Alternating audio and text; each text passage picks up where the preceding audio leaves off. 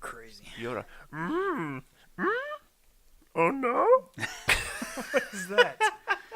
That's horrible. That is pretty bad. I know. Oh, I thought you were going. I was like, wow, he's gonna go with that.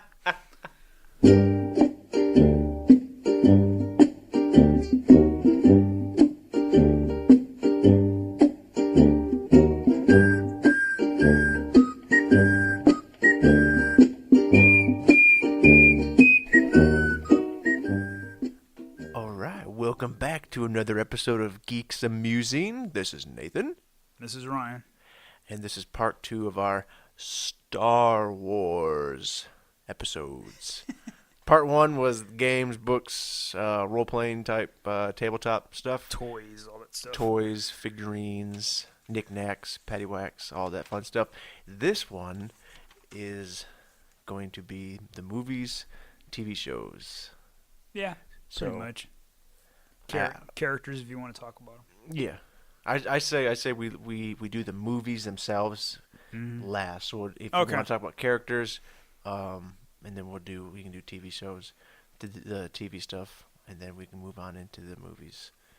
So, but I'm gonna go ahead and skip what we've been up to things, so we can just jump right into this and get going. Yeah. So first, first up, if you want to talk about any of the characters, let's go ahead and talk about that right now. Like, you got a favorite Star Wars character? I don't know.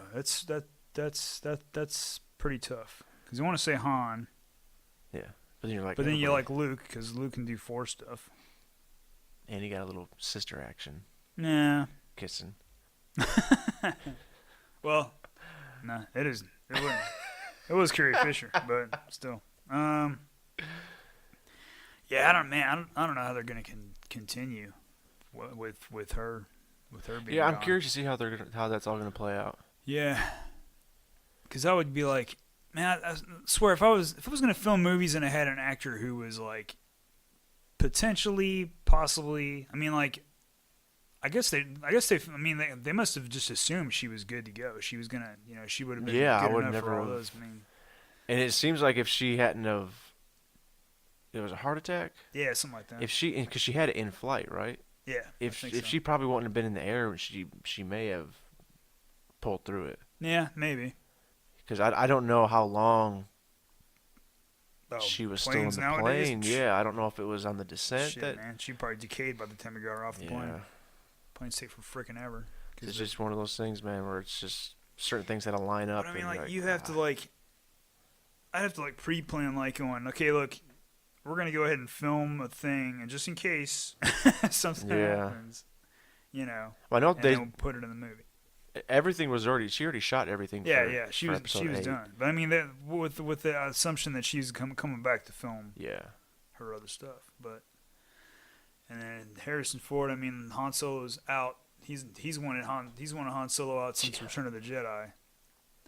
Which well, he wanted to be killed off in Empire, didn't he? I think after that he was like, I should be done because I'm gone. But then when Return of the Jedi came around, he wanted Han to go out because he was like, there's no reason for him to, he thought he should have a heroic kind of death. Well, I'll say this: my favorite Star Wars character is not so much a character. I was always a big fan of the Empire solely for their uniforms, their outfits they wore, and my favorite was always there's two different ways I've heard this pronounced. It's Scout Trooper or Biker. Biker Scout. Biker Scout Trooper. Yeah, I just call them Scout Troopers. Yeah, that's what I've always called them too, Scout Trooper. That armor was always my favorite, so that was kind of my. I mean, of course, you like Han Solo. I mean, I like all of them too, but no, it's funny when I look at the Scout Troopers, because if you look at the Stormtroopers and the Scout Troopers, like, because I've had to draw these things before. Scout Troopers don't wear a lot. No, they wear got more like movement. It seems like more comfortable. Cargo pants with armor on top, and then like the armored tops, but they don't cover as much as Stormtrooper armor. The more comfortable Empire armor. Everyone always thinks like Stormtrooper armor is like, it doesn't help because basically you get hit and you're down. But then like they talk about how I watch shows here and there, and they talk about how the armor on top and the body glove underneath diffuses some of the armor, so it absorbs some of the energy. So when you get hit, you probably take a pretty good amount of damage, but a lot of the stormtroopers going down probably are just unconscious, or like they hit the ground and they drop. They're just wounded basically. Right. So kind of like getting hit with wearing a bulletproof vest and you go down with a shotgun blast. Yeah. But you're probably okay. It'll knock your breath out and kind of disorient you for a while. But that's basically like most stormtroopers they're probably okay. Well, when we're still talking about characters, when we were waiting for it to start today, they flashed a bunch of trivia and stuff up on the movie screen, and one of them was you were supposed to figure out who this character was, and so it gives you little lines, and then it unpixelates the picture next to it, and it turns out it was Jar Jar Binks, and at the very bottom of it, it said one of the most beloved Star Wars characters in the franchise. And I looked at my kids both, and I was like, that's not true. I was like, he's one of the most hated Star Wars guys. I mean, other than maybe little kids or something, I don't know anybody that has ever liked Jar Jar Binks. I think it's funny because, I mean, I wasn't a fan of Jar Jar, but I saw that he was for kids. Right. And when it comes down to it, and people have heard us all before, Star Wars is basically for kids. We're big kids watching. I'm a big kid now. We're big kids watching these movies, but that's because we grew up with them. Yeah. And you got to bring in, like, if you keep them the way they are now, the younger generation is going to be like, okay, well, whatever, if they didn't change. That's what's funny about what the hell's it called? The Force Awakens is it is kind of basically A New Hope, because it hits the same beats along the way, But it's also like that's the safe route to jumpstart into a whole new thing. Well, hopefully, because hopefully when I see that one part where on The Last Jedi where there's little pod racers or whatever, it's speeding towards those walkers, and I'm like, going, really? Is this, if I clock, like if I check my watch and the time where the Hoth battle's going on, is the same thing going to be happening at the same time? That'd be a little odd. I'd be like, what's going on here? Well, the thing with Jar Jar is, would he be such a hated character if they'd only had him in a few minutes of the movie? If he just kind of popped up and helped him out and that was it. Yeah, like just that one part, getting from point A to point B, and then that he was gone. Instead of being the goofball that can accidentally take out troops. Jar Jar Binks is actually a Sith Lord. Do you hear about? He's Snoke. Do you hear about that thing? I'd laugh.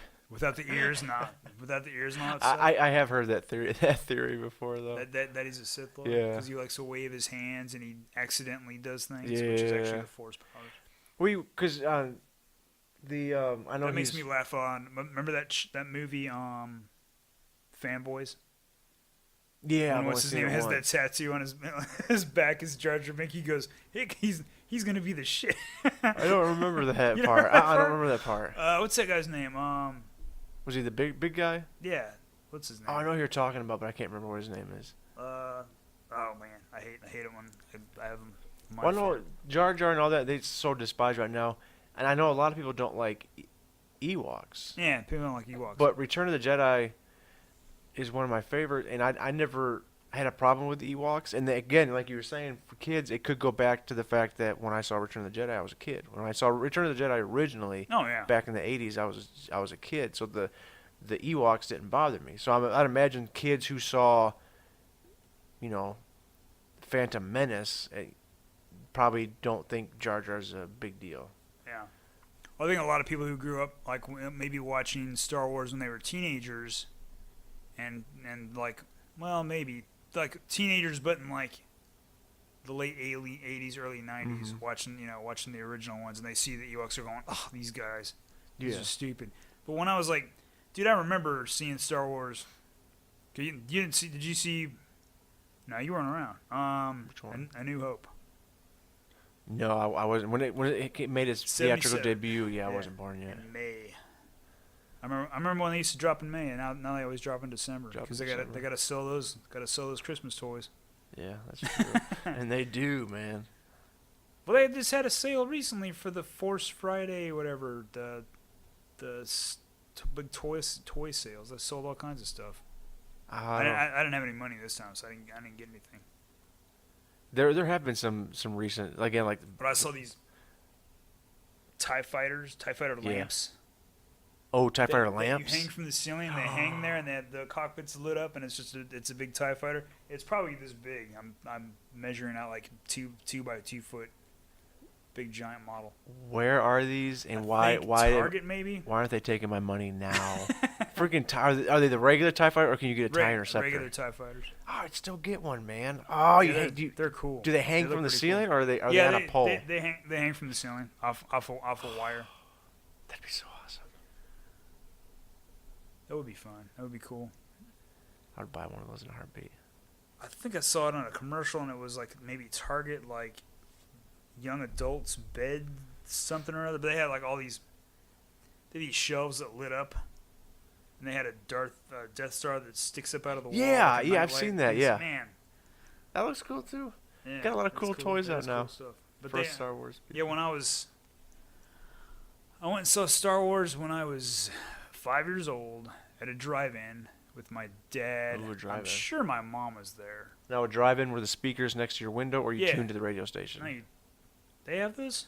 I thought they have the speakers. You put them, hook them up to your car, hook them next to your car, and they come into the window.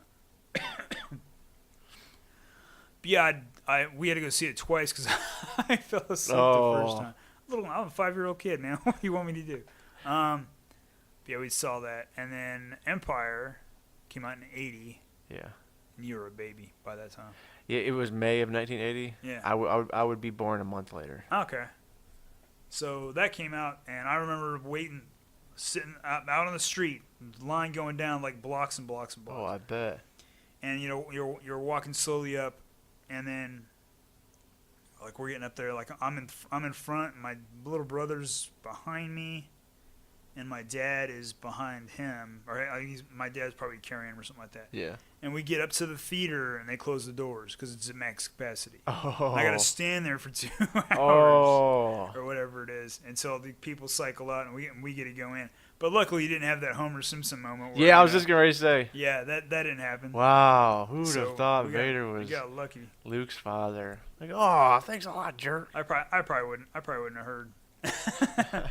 But then Return of the Jedi, so you'd be 3 when that came out. That came out in '83. Yeah, 83. Yeah, I've been 3.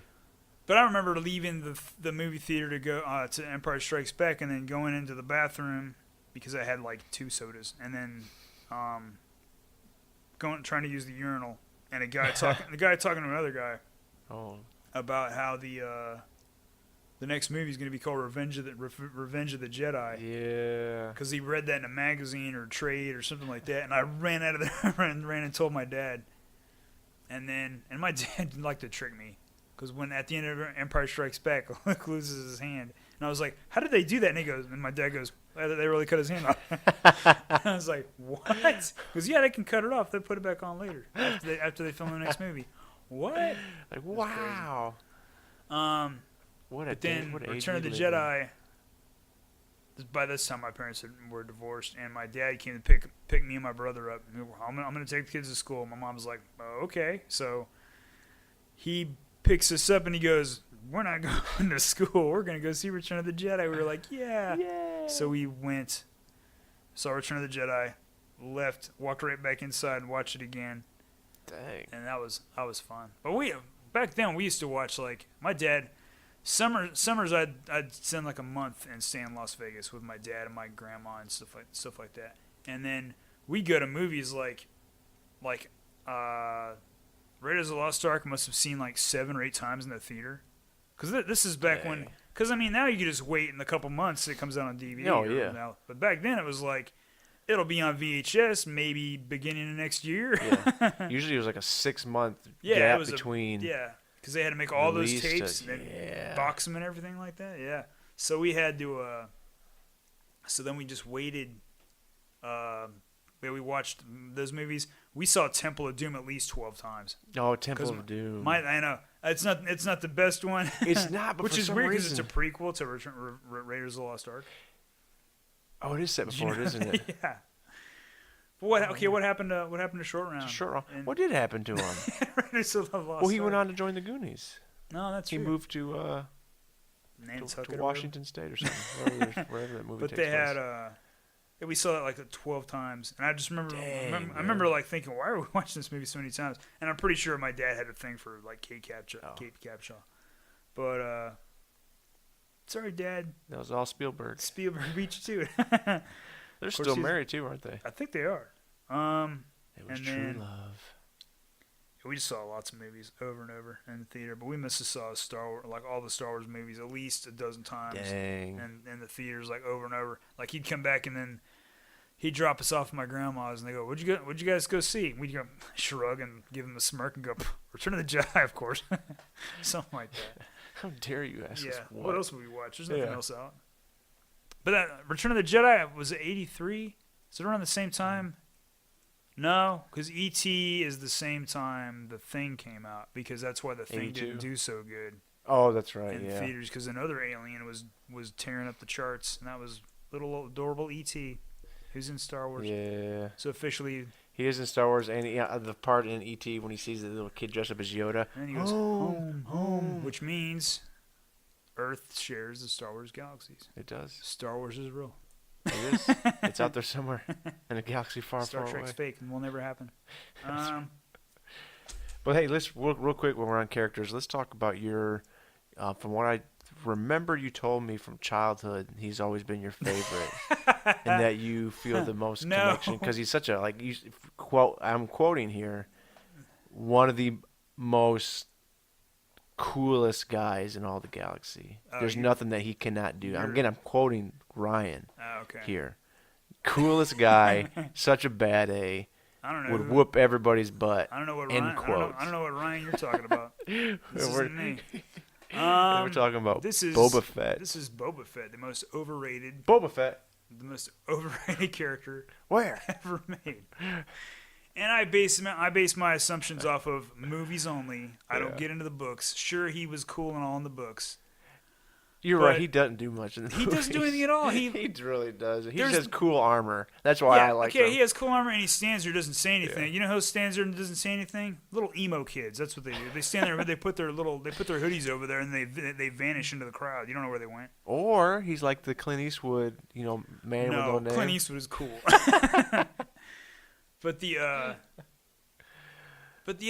Like the books, people are going, well, in the books, he's got all these books. I'm like going, you can't go by the books when you're looking at, if you judge solely by the movies, Boba Fett sucks. Because he doesn't do anything. He tracks Han Solo. Mm-hmm. And he goes, hey, this is where he is, which is, I guess, is cool, but you know what? You could pay a cabbie. He's no good to me dead. But then the funny part is, they're like, oh, he caught Han Solo. No, technically Vader caught Han Solo because he comes in, he was doors just open, there behind him. Vader's standing there and he's going, I got your blaster. And then Boba Fett comes out like, okay, what am I going to tell Jabba when I get to the palace? Man, you won't believe what I had to go through to catch this guy.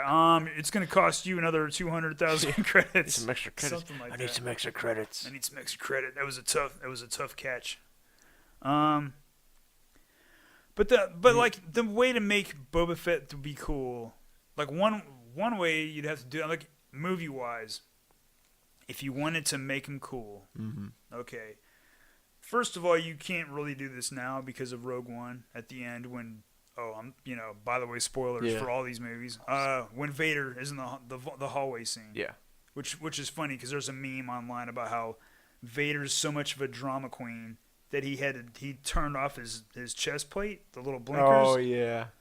And probably held his breath so he could surprise the rebels and troll them or whatever he's doing. Which means he went through the effort to Stormtroopers off to the side. He's like wait there. He's like, he was probably like, I got this. Yeah. And then the next, but the only problem I have with that is, okay, I know the movies were done in reverse order. So if you go into A New Hope, which is immediately right after this. Yeah. The fact that, okay, Vader is... They should have shown him take maybe a couple hits. That's why he he doesn't fight because you look at him because okay, like in a matter of hours, he goes from this guy who's wandering in a hallway, throwing guys left and right, pins the guy to the ceiling, cuts through him, takes blasters out of their hands, chops them all down. He goes from that to like can't barely fight an old man in robes in a couple hours, 8 hours at least.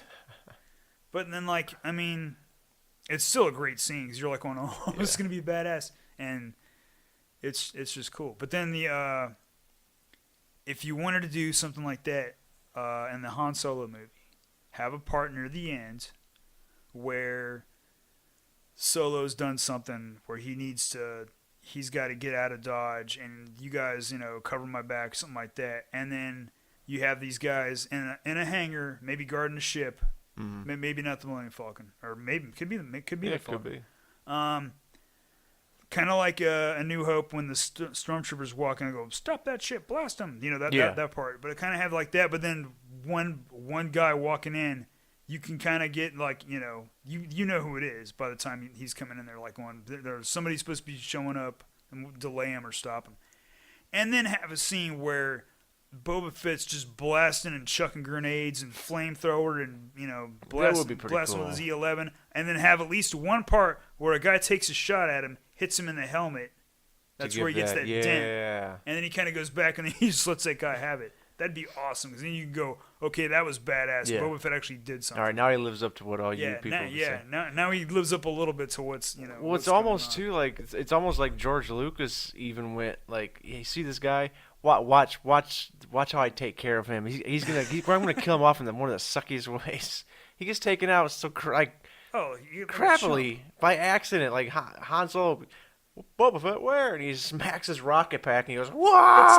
It's like you have this guy and this.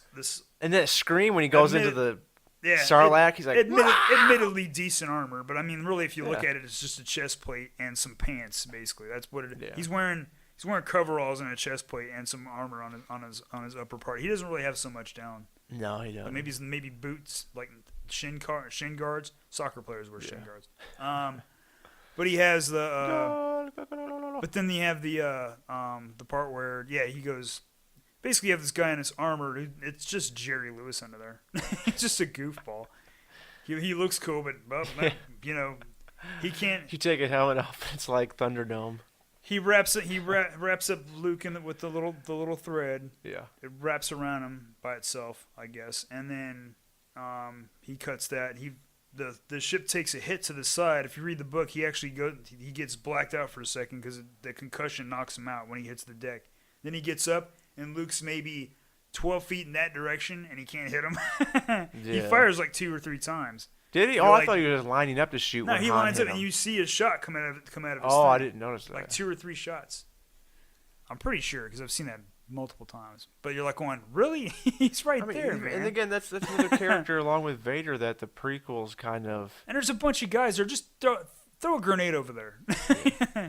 Well, what part also gets me on that is when Luke gets back over onto Jabba's little shuttle, and he's up top doing some stuff. And he's got his lightsaber up top, and that guy comes up from the stairs, point blank, and he points it right at his hand and shoots his hand. Oh, yeah. Instead of shooting him in the head. Yeah, I don't know if he's thinking, like, I'll knock the lightsaber out, but it makes sense. Maybe, I mean, I can see that. Maybe, but you're like, we'll just drop it, a foot and blow his brains out. Yeah, his head's right there, man. You would have been the hero of the skiff. The big Jabba's sailing barge. Was that a toy? I think it was. I don't remember having if it wasn't then, I'm pretty sure it is now. Oh, it could be. All right. But we'll go ahead. We'll go ahead and move into the TV stuff before we hit the movies. Well, other characters, I'm curious. I didn't know if I'm you had curious any more you wanted to about talk some about. of the new characters coming out, like Rose, the mechanic engineer, the little Asian girl. Who's like she's friends with Finn. But apparently in the thing that she looks up to Finn because she sees him as this guy who got away from the First Order. He's a hero. And I'm assuming this is stuff that all happens between the movies. So when the next one starts, they're already like buddies. Maybe, but you've already seen in the trailers. He's still in that little pod. Yeah. After his his RoboCop spinal surgery. There's a movie we got to get into someday. Yeah, if he can at least throw out the line once, thank you for your cooperation. I will be happy. But yeah, Oscar Isaacs, Poe Dameron. Yeah. He wasn't even supposed to be in the movie. He was supposed to be in the beginning part and then probably die off. You talking about in Force Awakens? Yeah, in Force Awakens, and they were like going. Then they wrote extra parts and just kept him in the movie because he does a good job, and he does a pretty good job. I mean, like as pilots go, the dude's got to be force sensitive because of the way he can just. Oh yeah, that part he's just taking out those tires. Yeah, he's just flying and hitting guys and what's in his the name's ground. running. Yeah, he's got. Why is anybody else even there? Yeah. Should just be him. And I do like what's her name, the X-wing female pilot. I know her name is Jess because the actress's name is Jessica. Yeah, I know. But I know she's on Game of Thrones. Oh, she is too. She comes in Game of Thrones later on. Oh, from where you're. I finally saw the Captain Phasma character in Game of Thrones. I finally came across her character. Yeah, did you see how good she fights? Yeah, she's a badass. She's like what 6'5" or something. How tall is she? Yeah, she's really tall. 6'7", something. 6'5". She's scary. She's huge. She's the kind of woman who like you go, hey, I'm gonna pick this chick up. Nope, she's gonna. And she's huge and not like fat or up. anything. She's just like really tall. No, yeah, she's really tall, and I think she's pretty built from having to wear the armor and having to fight, and then doing the Captain Phasma stuff. Yeah, I'll tell you what. The new movie's out, Force Awakens. There's really no, for me personally, no character at the moment that stands out. Yeah, then I'm like, oh yeah, like Luke, Han, Leia. Even though Han wasn't Force Awakens. I love Rey, but I want to see where she's going. Because they better not go the route. Don't go the route where she's dark. So she turns to the dark side. Because I'm just like, I've already seen every little nitpick and whatever about how cool that would be. It's not cool. Every teenager goes to the they either become emo or metal or whatever. You know, they have to get that out of their system. Going to the dark side it's not something you get out of your system. Which is weird about what's his name? Because he's Kylo Ren. Because he's in the dark side, but he's getting pulled to the light. Everyone's always fighting off the dark side, but this time he's in the dark side, and he's like going, "Oh, get away from me! Turn the lights down." Yeah, I would assume he's officially bucked off the lights once he killed. Yeah, but that's such a great scene because it's like the sun's going down, and once the sun shuts off, that the star is drained. It's completely dark in there except for that red glow, and you're like going, "Oh, that's it. He's consumed completely." Yeah, yeah. I don't think there's gonna be any redemption. Because when we saw that in the theater, you saw me, because when he was walking onto that platform, I pulled my knees up to my chin. I'm like, "What are you doing? Don't go out there." I don't. Yeah, I was surprised by anybody that was surprised by what happened. I saw it coming, but I was like, "Oh man, how's this gonna play out?" The little party was like, because no. I know he wants to go out. He always has wanted to go out. Yeah. And this is the moment. And when it happened, I was like, I saw it coming, but it still was like going, ooh. Yeah. Character from my childhood. just got pierced. Just got taken out by his kid. Yeah, but the part where he puts his hand to his face and then he falls off. Yeah, that's why I think because of who Kylo killed, I don't think there's going to be any redemption for that character. Yeah, because I mean, how's he going to come back? Vader, who's going to take him back anyway? If he came back and was like, "Oh, sorry guys, didn't mean to," and we're going to be like, "We saw you kill Han Solo." There's no coming back. Even if he tried to come back and say, "I'm sorry guys," you think Chewie would just come and snap his neck? Yeah. Have you ever seen that comic strip online? Yeah. About the Chewie where he's like holding baby. Yeah, and he's got him baby in his sight. Kylo, and he's a little kid, and then he's kind of like maybe he's like 14 or 15, and he's kind of like he's all emo, and then he goes off. But then it shows that part where he's standing there and Chewie's taking aim at his head, but then he remembers all these things about it being a kid, so he drops it a couple inches. To his waist. If they wanted to make that like that's really what happened. That Chewie thinking back must happen in like a fraction of a second. Oh, yeah. Because if you watch that scene, Chewie just goes up, shoots, and then just hits him. But I mean, like people are going, "Oh, that guy, he's a scrawny little puss" and stuff like that. And they're going, "Okay, remember everybody else who took blaster bolts from the crossbow? They went flying, or like two guys got blasted up into the air. Yeah, one guy went flying. He just a bunch of guys went flying. He he dropped to a knee. Yeah. Basically, and then he fought. Which, I mean, like, people always complain that there's no way Finn or Rey should have been able to fight him. But he's wounded. He was wounded, yeah. He was wounded, and then I'm sure Finn took a lot of the air out of him. Yeah. But then Rey has the Force, so when that part shows up in the movie, because like I remember the lightsaber wiggling and going, and that it's getting ready to fly, and I'm like, wait, because I remember it dawned on me. I was like going. Luke, because I was like, Luke's gonna be there. But then I was like, that doesn't make any sense. No, it doesn't. That would have been sweet though. But I would have went, whoa, awesome! Wait a second, yeah. How the hell did he that makes no sense. But I don't care. Why is he on the Death Star 3? But then, I mean, like, then it went to her hand, and I was like, oh yeah, let's see what you can do, baby girl. I gotta see what's going on now. See what you can do, baby girl. Yeah, that's my girl. I got a cardboard stand over in my room. Oh. You put it in your bed each night, right? I need to take that down and put it, like, fold it and put it away, because it's just taking up room. You're taking up space, Ray. You gotta move out, Ray. Get your lightsaber and your crap and get out. And get out. All right, let's go. TV or Star Wars movie? Star Wars movies last? Yeah, let's do TV. Okay. Well, TV, the only ones I really have, because I'm not bringing up the holiday special.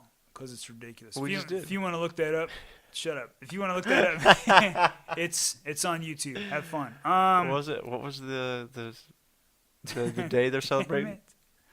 Wookiee Life Day. Wookiee Life Day. It's like Christmas.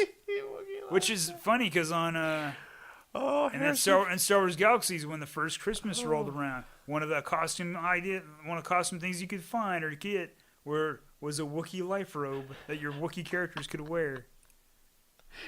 Oh, Harrison Ford looks so happy to be there. He's just like, man, this better be a good paycheck. Oh, man, I hope it was. And then Mark Hamill's so made up, makeup, because that was just after his accident. Oh, right after his, yeah. He looks like a Ken doll with his made up face. Oh, dang. Yeah, the TV, they've got some pretty good animated stuff. Well, back in the day, they had the Ewoks cartoon. And then they had... Oh, the two Ewok movies. Yeah. I never really watched those cartoons. I remember Droids, the cartoon. I never saw it, but I know of it, but I've never seen it. I don't know if I ever watched it, because it was R2 and 3PO, but they were running around with this... I guess these kids, who maybe the kids owned them?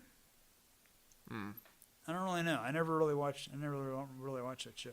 I wouldn't be surprised if they actually put those out on Blu-ray or whatever sooner or later. Yeah, I wouldn't either. If they haven't already. Might as well. Now's the best time. Yeah, get your money while you can. And then there was the Clone Wars, the one that was animated by the guy who did Samurai Jack, and I own those. Yeah. But they're not really my favorite. They're like, there's one part in there where it explains why General Grievous wheezes and coughs. Oh, that whole thing. Because he got his chest crushed by... Well, before you jump into those real quick, I want to go back and talk about the two Ewok TV movies. Yeah. Caravan of Courage. I've actually never seen that one. I think it's on YouTube. But Ewoks, The Battle for Endor, was the one that we had taped off of TV on VHS. Oh my God. And, when I was younger, when I would stay home from school, when I was quote unquote sick. Yeah. One of my favorite things to do, and I did this almost every time, was days like that. excuse me, was I would get some toast with butter, get some hot cocoa with it, and sit down on the couch and watch Ewoks: The Battle for Endor. And I've watched that movie so many times. I genuinely like it, and it's probably more for a nostalgic reason. But those weird gargoyle-y guys that he's fighting, that the little girl and Wicket and the Avoid the Noid from Domino's Pizza, and then the oatmeal guy. Oh, man. He's chucking oatmeal at them. Oh, the Quaker Woods? Yeah, oatmeal and AARP stuff at the guys. And the little Noids going around delivering Domino's, and then comes back and he helps. Now, that's what that little thing reminded me of, though, the Noid from the Domino's commercials. He looked like a rabbit-type character on two legs, but he ran super fast. You remember him? No, I don't remember those. I remember in Star Wars Galaxies, if you go to Endor, you couldn't play an Ewok, but you could see Ewoks running around. I wasn't sure if you could shoot him or I don't think you could combat him. There were these other aggressive, evil Ewoks? that looked like feral, crazy versions of the Ewoks that you could combat. But yeah, I don't remember that movie. Yeah, I used to watch. I'm sure I've seen him. Yeah, it's just one of those movies that watching as a kid. But all right, we can go get back to your to the Clone Wars. Okay, so there was the Clone Wars by the guy who did Samurai Jack. That kind of animation. I mean, some of it was cool, but I don't know. I didn't really enjoy. Like a lot of people liked that one. And then there was the Clone Wars from Dave Filoni, who does the Clone Wars, and he also does Rebels. Oh, but he's basically the guy who Lucas was like, that's your baby. Come to me and make sure you can do stuff. Yeah. Don't go off doing crazy stuff by yourself. But he's the one who came up with the character Ahsoka Tano, the little girl who's Anakin's. Anakin in those episodes is awesome because like you look at him in the movies, you're like, how did he live up to this? He doesn't look like But then that's another thing where you have to show everything in the movies.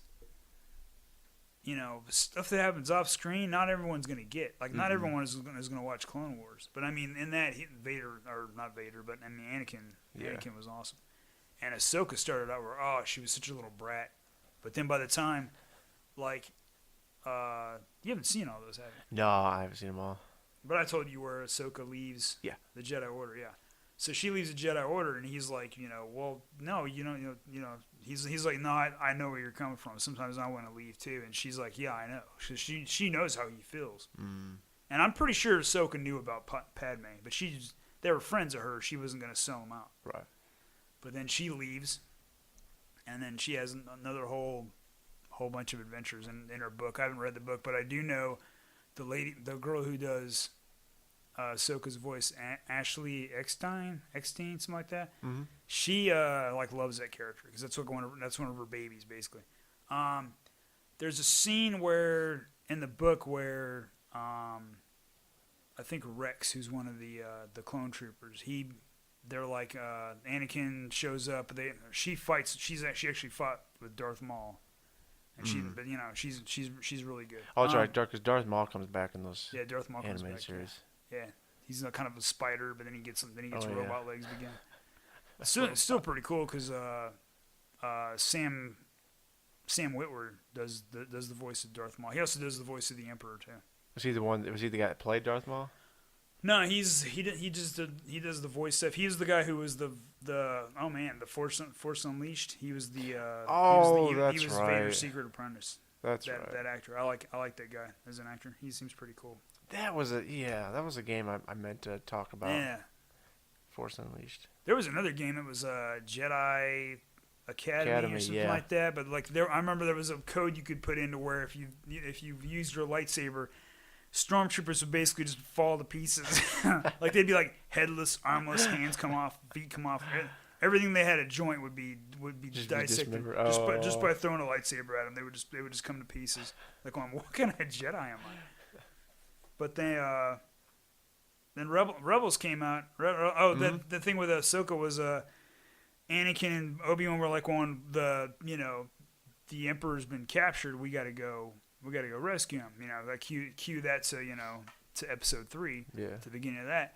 But then they go, well, we're not going to leave you empty-handed because she had a mission she was going to do. So it was Rex and his troopers, but they got these hangar doors open up, and Ahsoka has a certain kind of head pattern on her, but all the clone troopers had her pattern on their masks. Oh, and I was really? like, that's badass. And then when they talked about this at the Star Wars convention or whatever like that, the big one, she broke down crying. She was like going, oh, it's so beautiful. I was like, that's pretty cool. They would all do that. They'd all do that for Ahsoka. But then you're like, well, what happened to the First Order or Order 66? I'm not sure how she got out of that one, but she did. But yeah, then Rebels is pretty good. I like the art style of Rebels. I like the way it looks. It took a little bit getting used to after seeing Clone Wars. It's a little bit off, but I do enjoy it. It is pretty good. And then the funny thing about Rebels being in Rogue One. Yeah, the little droid chopper is actually roaming around the hangar base of the temple. Mm-hmm. Don't they say you can see the ship? Base. Yeah, you can see the ship at one point during the going into the battle to the gate, the shield gate. Yeah, that's right. And then the fact they ask for Commander Syndulla or something like that over the 1MC, the overhead. Yeah, that's Hera. That's the female Twi'lek pilot. That's pretty cool. They're kind of throwing some little Easter eggs in. Yeah, it is cool that they would do that and put that in there. It would have been cooler if they like had him just walking by and passing, just like other people, cool. Like real quick, just real fast. People want to go, oh my god, that's that's the team. I know them from that cartoon. That would have been cool. That's all I really have for the last season of Rebels. Is this next season, and that's going to be it for that. I'm not sure what they're doing after that because they got to come out. Oh, they're ending it. Yeah, they got to come out with another animated cartoon thing because it can't be those sorts. They were cute for what they were. The ones with all about all the different girls like Ahsoka and Leia and all that stuff. But they were like little mini like maybe 2-minute movies maybe.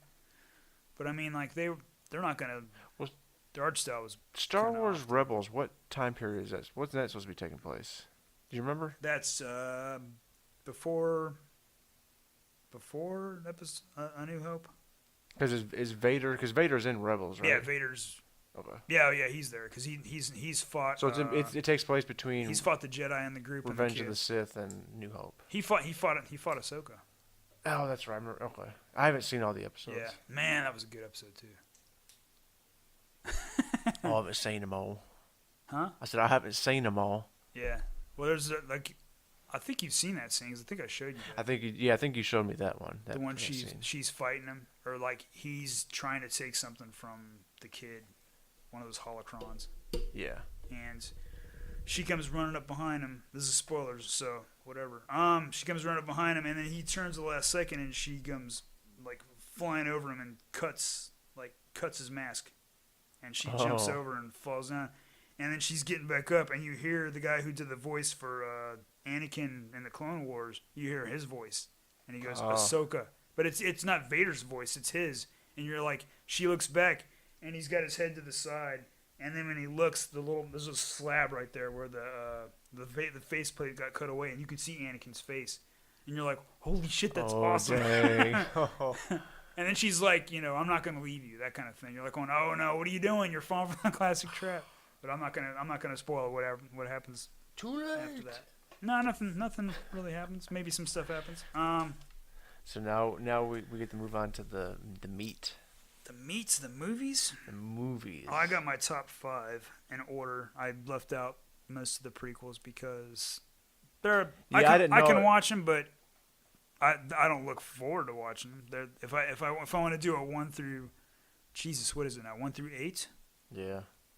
Yeah, basically, because Rogue One is basically kind of like a little in betweener. Well, do you want to go down your list real quick? But I was kind of thinking maybe we could talk about just go in chronological, start with the prequels, just go. Oh, okay. Just say what we think about them. Okay. But if you want to just give us your favorites. Okay. Well, I put down all right, a lot of people have put this in their number 1, and I did for a little while. But then after watching it again, I was like, no, I'm not gonna throw this movie to the very top for the last 30 minutes of a movie. Because you want the whole thing to be good all the way through. And I put Rogue One at number 5.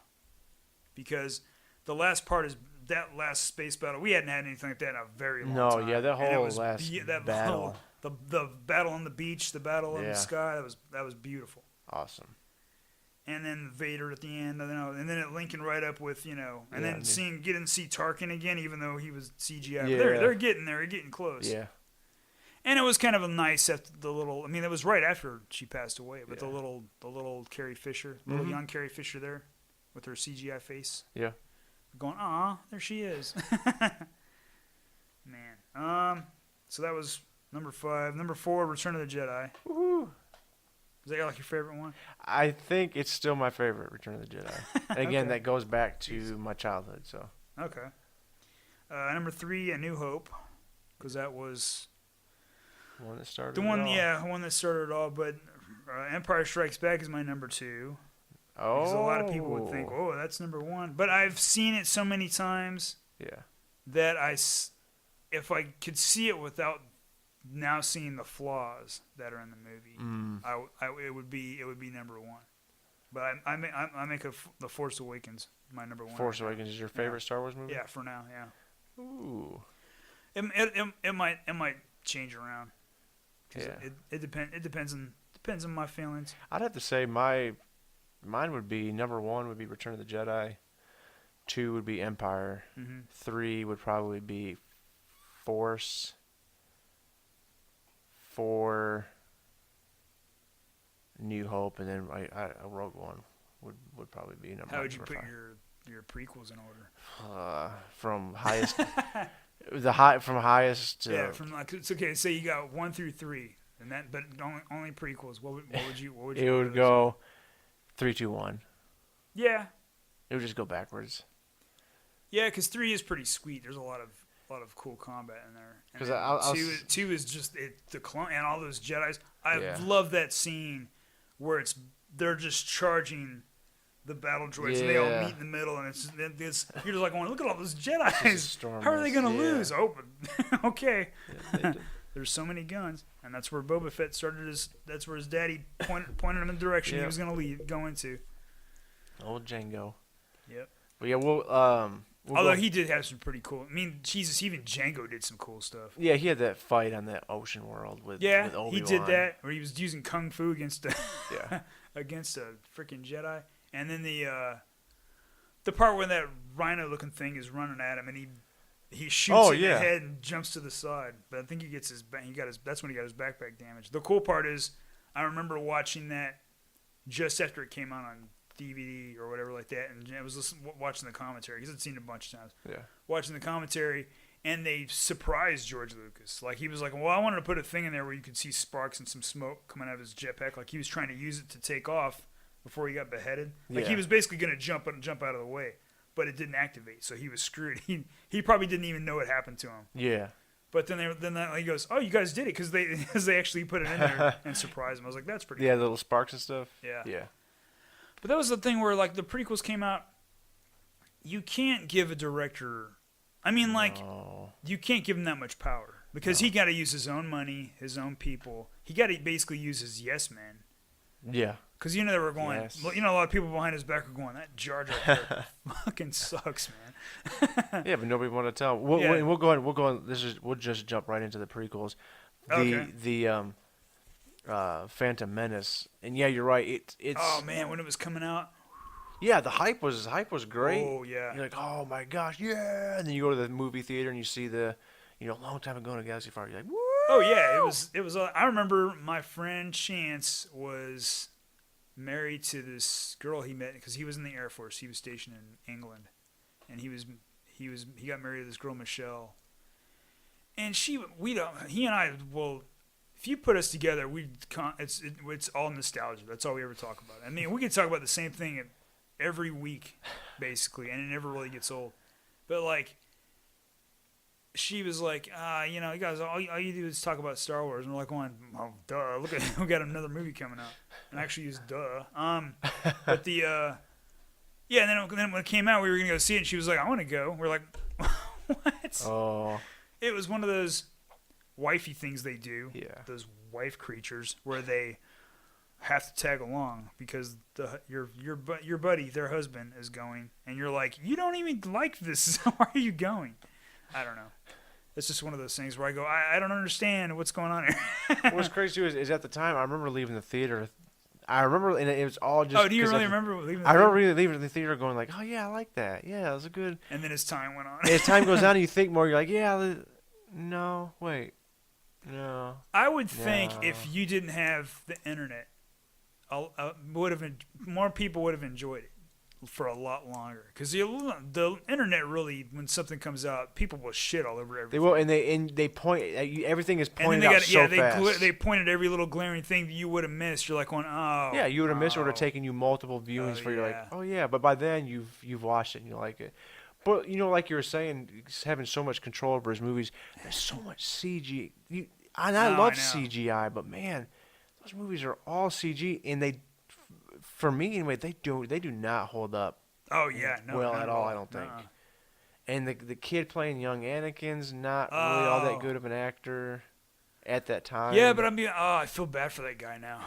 Because that was like something he got into as a kid. He must have been thinking, I'm in Star Wars. This is gonna be the greatest thing in my whole life. Now I bet he gets. I bet if I ever met him, I would just want to shake his hand and go like, you know what, dude? Don't listen to everybody. Yeah. you did what you could. The time. There's a great, I don't know if you'd call it a meme or whatever, of that moment on the pod racing when was he just getting it started again because it broke down? He's like, yeah, or no, I think it was before the pod race. He was trying to get the speeder thing going, and he's going, it's working, and they cut that into an explosion, but they meld that in with Terminator 2. When she's having the dream of the nuclear bomb going off and she's holding the fence and he's going, and her skeleton. They interpose that in with that and it fits so perfect. Oh, man. So he's going, it's working. And then explosion, it's just that skeleton going, and it fits in so good. Oh, man. But that movie, man, I don't know. I'll tell you one thing about that movie I can't stand. I can't stand Jar Jar. Oh, yeah. I can't stand the humor they put in it. At all, because I think the Jar Jar stuff is all supposed to be humorous with like with his people. I thought was funny the first time I saw it was the tongue thing. When he got shocked and his tongue is just hanging there. Oh, and he can't talk. It's like when you go to the dentist and they numb your mouth. Yeah. My tongue. My tongue is out. But at the pod racing, I didn't like the announcers. They were. Oh, I did not like. They were too. They were too cartoony. It was like really weird. You were watching wacky races. Yeah, it was like they had the crazy morning disc jockeys. Yeah, and then the guy who couldn't speak English, but he was the same guy. And I was just watching that part going, man, they're really taking me. How do you have Siamese twins they can't understand? One doesn't speak the language. What the hell? Because that could have been a really good, intense moment. Because they're strapped. You see the speedometer, they're going 700 or 800 miles an hour. Oh, yeah. But then if they would have had announcers oh man, this but no, they had these super silly, and then you watch they keep cutting back and you see his mom and she's reacting and it looks bad too. She's like, I just wasn't buying any of it. Yeah, that's just not it, man. That's a movie I don't think the last time I watched it, I remember thinking to myself, this will probably be the last time I ever watch this movie. Really? Yeah. Wow. I couldn't do it. I'm trying to think Darth Maul is a character that you shouldn't have gotten rid of. He should have escaped or ran off because he could have been a great foil for Anakin. And that's the second and the third movie. Yeah, and that's a big part. That's considered one of the best parts of that movie. And even that, I'm not a big fan. I'm just like, eh. Although I do love how spoilers Darth Maul goes out. Yeah. In Rebels. Oh, Rebels. Yeah. Do they officially kill him off in Rebels? Yeah. Really? Him and Obi-Wan. Oh, back at it again. Yeah. Old foes. He's got to get his revenge. Oh yeah, you told me about that. Yeah. Because everybody, I've already told you about this, and spoilers again, but I've said it spoilers for times. Darth Maul in the animated series. Yeah. So he shows up. He's hunting down Obi-Wan because he's gonna get his revenge because Darth Maul that's the problem with Darth Maul. Darth Maul does not change his tactics. He doesn't learn basically what happens. So the kid from Rebels finds Obi-Wan because he's like, hey, you can help us in our new rebellion against the Empire. And he's like, no, he's like, I'm doing something basically because he's on Tatooine. He's got a job on Tatooine, and you know what that job is. Yeah. He's watching a baby. Yeah, he's watching. He's making sure that the one or whatever. Yeah. the is chosen okay. one. The chosen one. And then he's trying to warn him about Darth Maul, but before he can finish, Darth Maul goes, he's just trying to warn you about me or whatever. Oh. And then he's like, I have come here to kill you, basically. And he's like, but now, he goes, now I can take satisfaction in what you've become because he's just an old man in the desert. And he's like, Obi-Wan's like, well, look what I've risen above, because he's basically, look at you, you're this, you haven't changed at all. And then, but he's old, he's wise. He's not like, I'll jump into the middle of the crowd, Obi-Wan, with General Grievous there, Because you look at that and you're like, what was he thinking? But then now he's like, calm, collected. He's old, wise, Obi-Wan. So then he does that. And then like they get to the part where they're finally going to square off. And then Darth Maul's like, why are you here? He goes, you're protecting something. And he goes, or protecting someone. And then they do the thing where it's like, it's focused on their faces. And when he goes, or protecting someone, and you see blue show up on Obi-Wan's face because he's lit up his lightsaber. Like, oh shit, he said the wrong thing. Yeah. And then, so they basically go to spar, and they do the whole Maul's doing his twirly lightsaber thing. He's got his dual bladed lightsaber again, but a different kind, I think. And then Obi-Wan does the classic one he does from his youth, where he has his two fingers out and the sword over his head towards his opponent, and then he brings it down around to this to that out in front, like classic Obi-Wan, like older Obi-Wan, when he's facing Vader on the Death Star, where he's got it out in front of him, kind of like a samurai. And then he does a thing where he brings it up to his side, like Qui-Gon Jinn did, and the Phantom Menace. Mm-hmm. And it's weird because it's like this calculated. They're doing these moves, like to see who's gonna do what. And then when he does that thing with he does the Qui-Gon, Maul doesn't learn. He does the same shit. He goes at him. He brings it down. Obi-Wan blocks down to the side. He swings to the other side trying to catch his foot or his leg. Obi-Wan blocks there, and then Darth Maul tries to do the same thing he did to Qui-Gon, where he hit him in the jaw or the mouth with the handle part of the thing. And Obi-Wan's already seen through that, and he brings it down for the third attack, and he cuts through his lightsaber into his chest. Oh. Then down through his chest like a samurai, all the way down to the ground. And then Maul kind of stumbles, and he falls, and like Obi-Wan puts his lightsaber away and grabs him all in one fell swoop, like, one quick move. Yeah. And his like lightsaber falls in two pieces, and he just falls down. And then he's like, tell me, is it the chosen one? Because he realizes who he's protecting. And then it's such a great scene. If you ever get a chance, you got to watch it, or I'll bring it over and you can see it. But I mean, like, it's this part where he's like, yes, he's the chosen one, basically, and he's like good. Then he'll get revenge for it. He'll get revenge for us. And it's like, like a lot of people are trying to clarify what Maul means by he'll get revenge for us, because basically I think he's saying he'll get revenge for Maul because of what Maul had to go through. Because Maul came back and then he was beaten by the Emperor. Because he was trying to go back because he wanted to be the Emperor's, like, I think he was trying to do his own thing, and the Emperor caught him and basically punished him and killed his brother.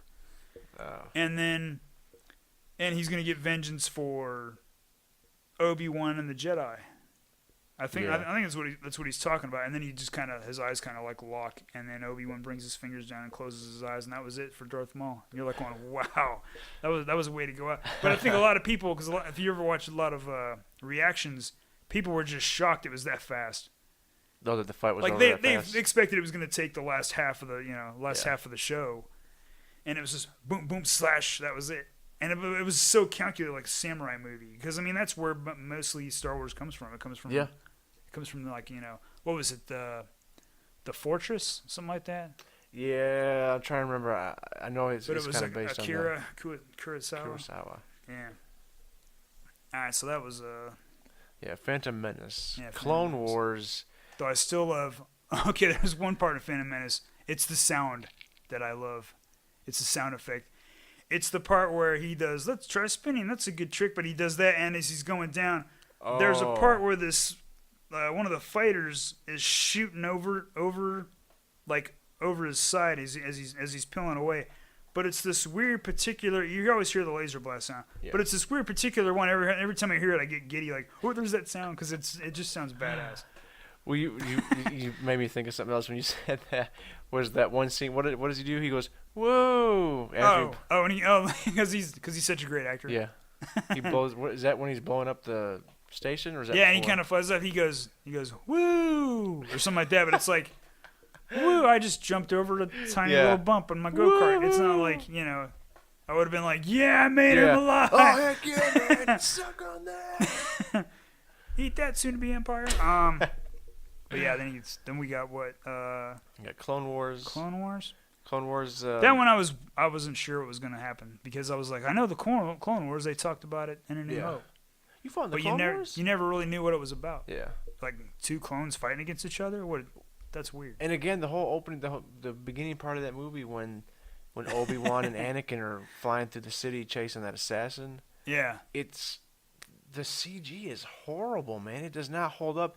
And I don't know. I guess maybe the prequels to another thing that kind of takes me out of it is the fact that the Jedi's in that one, they can just do ungodly things. They can do whatever they want. Like supernatural. I know they got these powers, but they're doing stuff that you're like, how on earth did you even calculate that? How are your knees not shot from jumping all the way down and then like landing on something? Like, how does that work? Yeah, because there's one part. Because physics do not work in Star Wars. They're in that car, and Anakin just steps up. He's like, excuse me, or whatever. And he just drops out. He just drops out. And he falls a long time. You're like, how on earth, the speed these cars are going, how does nobody else hit him?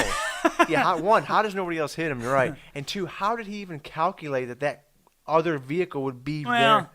I can kind of scratch that as like the Force told him that's where he was going to be at a certain time. But I mean, you're still kind of like going, how does he fall and catch onto a speeding?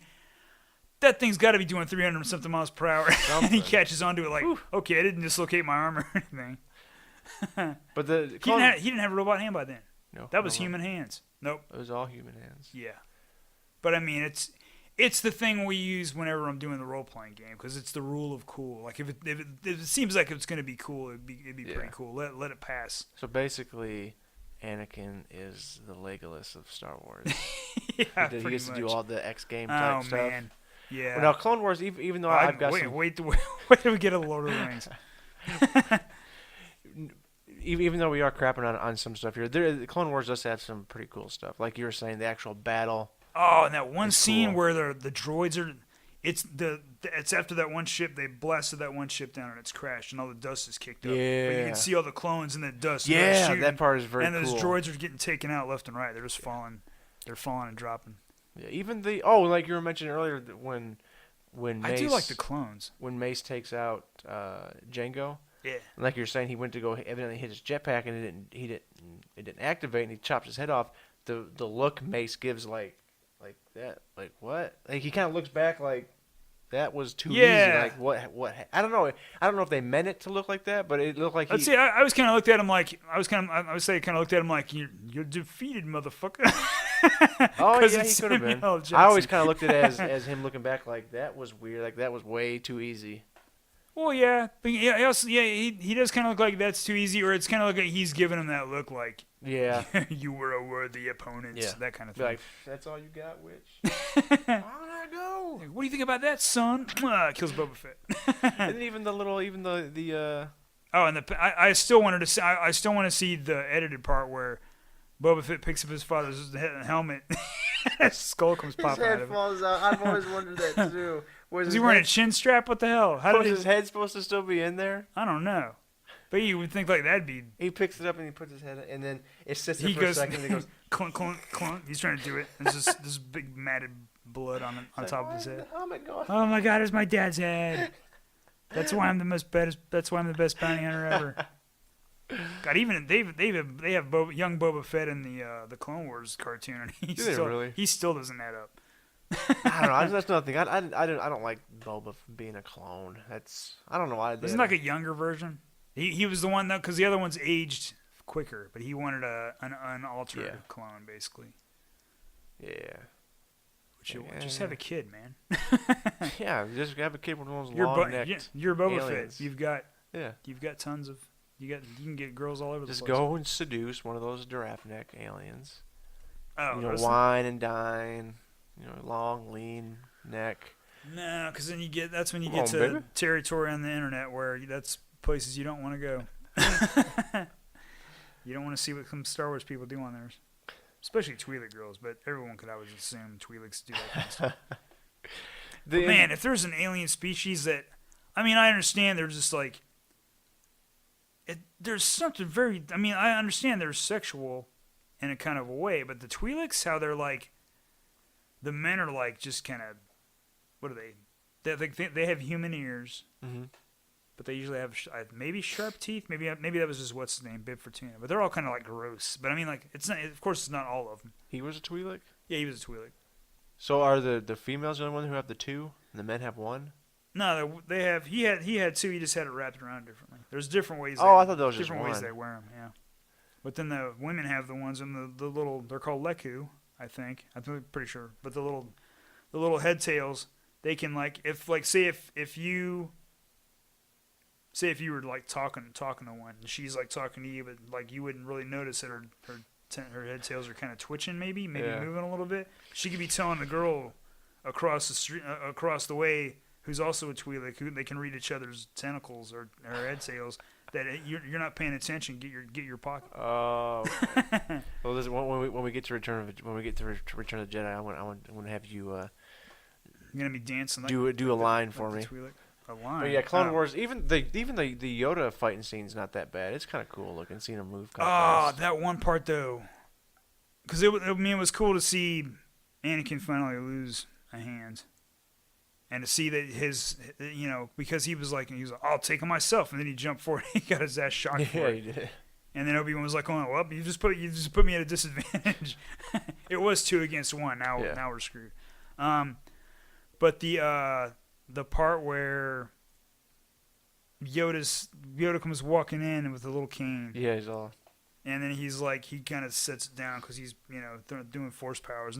But it's weird how they're doing this. Like they're doing this 1-up competition. Like oh, I'm doing this, Yoda. What do you got? I'm countering that. Oh yeah, I'm doing this. Oh, I'm countering that too. And he's like, we're gonna have to fight with swords, bitch. And he's like, I got one. And then but he has that. I love that part because he pulls his robe open and his saber goes from one hand to the other. Or it goes from his belt to his hand. You're like, oh, that's awesome. He didn't even have to touch it. He's like, this is the Force. This is how I use it. But yeah, when he started jumping around like crazy, I was like going, it kind of makes sense, but it's kind of silly. Yeah, in a way. Because then when he's done fighting, he goes right back to the... Yeah, he goes, well, I think he was doing a thing. It was kind of like when he was acting like a crazy person around Luke. Oh, yeah. Yeah, that's true. To throw him off. Because he wanted to see how this kid's going to react to this wretched old, this wretched old throwing crazy his crap around. Hey. How you get so big eating food of this kind? Oh, dang. But, yeah, then, what was after that? Well, I mean, what else? Well, they got married at the end of that one. Yeah. Whoopee. And then, oh man, what's that one part where they're talking about the fireplace and Natalie Portman's wearing that? It looks like a dominatrix uniform. It's like the dress, but the upper part is like black leather, and I'm like going, what is going on? Yeah, because at the end of that scene, she's like, all right, Anakin, whoosh, starts whipping. She brings out chains, she whips and stuff. That doesn't happen. Did I didn't see that version. Oh, I want my money back. But let's see. So now we can move on to the better of the 3. Yeah, that one is Revenge of the Sith. Revenge of the Sith. That starts off pretty cool. I do like the way that movie starts. Yeah, because it's drums. It's not it's not the usual orchestra kind of thing. And then they do that. They pivot and they go down. And it's just this huge battle going on over this planet. I love that part. And I remember seeing that and like, what is going on? How did that even happen? How the hell? What the hell's going on here? Because and they kind of fill you in real quick, that's the Emperor, that's the ship the Emperor's on, whatever. But I love this one part where this one bank of cannons shoots and hits this other ship, and it just blows up. And then something flies off that and smacks into the side of the other ship across the way. And if you didn't know what it was the kitchen sink, because they were saying they're throwing everything in this in the kitchen sink. And they had a kitchen sink fly and strike one of the other. Isn't there a scene when it's just a broadside, like 2 ships are right next to each other? It's just cannon. Yeah, because they do that, and they also do that in it's a real quick scene in Return of the Jedi. It's one of my favorite scenes. Every time I see it, I go, "Oh, that's badass!" Because it's a frigate and a Star Destroyer, like two kind of cruisers, and this TIE fighter and an X-wing and an A-wing go dipping between. Yeah. And they're just like blasting each other side to side. I'm like, that is sweet. Yeah, that'd be intense, man. Yeah. Oh, yeah, it would be. I don't know why you'd fly in the middle of that.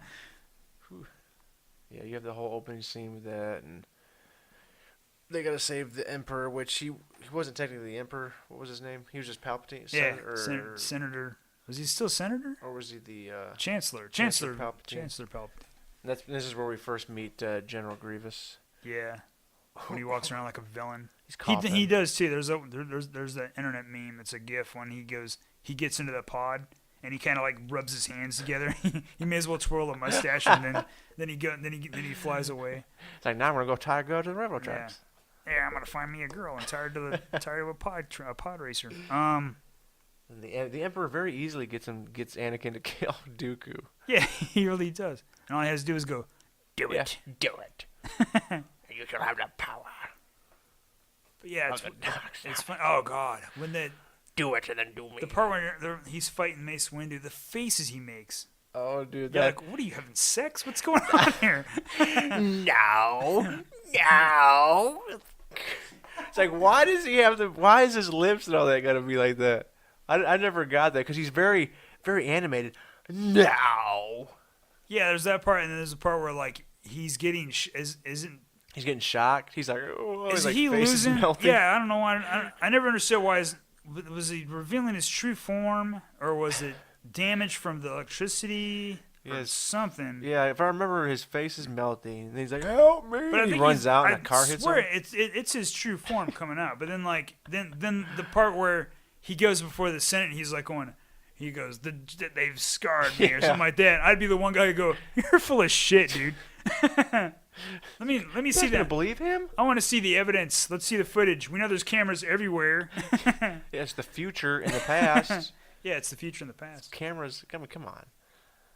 Oh, that whole scene is kind of silly. When he first starts fighting him too, is kind of silly because he does like that weird and the music has that weird. He does that twirl. Yeah, and he takes out like 2 guys immediately. You're like, oh wow, this is because the sad thing is those 4 were like the Jedi enforcers. They were the guys who go in and get shit done.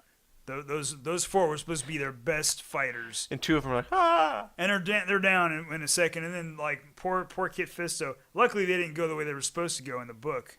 Because it's supposed to be Anakin comes running in there, and he sees the 2 that are dead. And then he sees Kit Fisto's head laying on a desk, but he's smiling. Oh. Like, what? Why? Why would he be smiling? That tickles. Oh, wait, I'm dead. Basically, Mace Windu beat the Emperor. Oh, he totally did. And then stupid Anakin came in there. Yeah. Oh, because you save Padme. And as soon as he shocks him out the window, I think it's weird because that whole scene, he talks him into doing it, and then he's immediately like, "Tell me what, Master." Yeah, he's like he succumbed so easily. He was like, "I can't fight. Can't fight this guy." It's like he's right there. Just pick him up on one end and shove him out the window. Yeah, It's from 1 minute he's debating whether to shock Mace Windu, and it's almost like 5 minutes later he's murdering Jedi children. Oh yeah, like that's a huge step, man. It is a huge step. But yeah, it's like going, all right, Ryan, somebody very close to you is going to die, and I have a way to save you. This is what you have to do. I want you to go kill a whole schoolroom full of children. No. Yeah, no, that doesn't sound right. One person versus somebody I love versus a bunch of kids I don't know. I'm going to side with the kids. Yeah, I'm a Jedi. I'm supposed to protect all that's good. And something's wrong with you. But I do like the music they're playing when he's it's I don't know what, it's just a very cool. Yeah, that's one of the best things about Star Wars is the music in general. Oh, heck yeah. Because there's that one scene where there's no words. It's just Anakin on one end of the city and Padme on the other. And you assume they're looking towards each other's direction. But there's this music playing. And he's like, I want to go back to her, but I got to figure out the situation with the Jedi. And then she's like going, I don't know what she's thinking, but, she's like going, I hope he's okay, that kind of situation. But then... yeah, by the end of that, she dies because of a broken heart. A lot of people say that she died because of a broken heart, but I think the emperor was killing her because he could take life. See, my wife, he could create life. My wife was because we saw it with you, me and my wife. And we went and saw her. Your wife was crying when she the was kids bawling got killed. during the. She was bawling during the part when Padme was like, "You're breaking my heart." I was upset because I didn't like seeing Jedi go. I mean, like, you were watching Jedi go, and you're like going, wow, look at the way they're just getting cut down. He's like going, yeah. I mean, like, and then you were like going, well, how, they got the Force, aren't they? Yeah. Execute Order 66. If you think about it, they're just following order. Yeah. I mean, like, that's just what troops do. And then like they were following an order, and they Yoda didn't see sensed any. it though. He beheaded those two. Well, troopers. I think Yoda sensed it because you got Jedi here and there crying out because I'm dead. What do you mean you're dead? Yeah. Having a conversation. I'm dying, Yoda. I'm dying. They're killing me. They're killing me. That's a good callback. They shot me. Yoda, they're slicing my head off. Why aren't you saving me? Oh, but all these different Jedi, like what's his name? Cooney Monday, whatever his name is. Cruddy Monday. Mila Kunis. But that one is getting. He's on that thing, and he's like, "Let's go!" And he's like, "Charge!" Oh and yeah, the giant. They start running, guy. and they kind of stop, and they go, "Oh no!" He's like, I said let's go," and they go, "Nope." Like I said, let's go, dude. And then the guy who's flying the fighter, he gets shot down, and then the lady on the speeder bike, she gets shot down, and then my favorite girl, she gets shot once and then 1,000 times. Yeah, because like they're kind of walking with her, and then she kind of for a second like she kind of gets it real quick, like, but then by that time she's already on the floor, and they're just like they're filling her full of laser. Oh my gosh, there's probably nothing left but a pile of ash by the time they were done. You think she's burned from the inside out? As many times as they were shooting, yeah. Oh man, horrible, poor girl. But that my fight, baby. Oh, my sweet baby. The fight between Anakin and Obi-Wan started off cool. It started off amazing, then it just got what I you loved guys doing? I loved the way they first started because it was almost just a back and forth. There was no crazy jumps or anything. It was just really quick movements, and then they slowly move inside. Then they started doing the wire the lava stuff. We're swinging on ropes like Tarzan, swinging lightsabers at each other. You're like, it got ridiculous. What? Who approved? Never mind. Who approved this? Never mind. I know who did. Obi-Wan's got the high ground. He's like, I got the high ground. He did have the high ground. I can jump over. I could jump over to the right or left of you, but I'm going to jump over you. You cut my arms and legs off. Remember, Anakin was cocky. He thought he was the most powerful, and he could do whatever he wanted to. He was a spoiled little rich kid, basically. Except he wasn't never rich. He was a spoiled rich kid with no money. I've always been surprised. Why didn't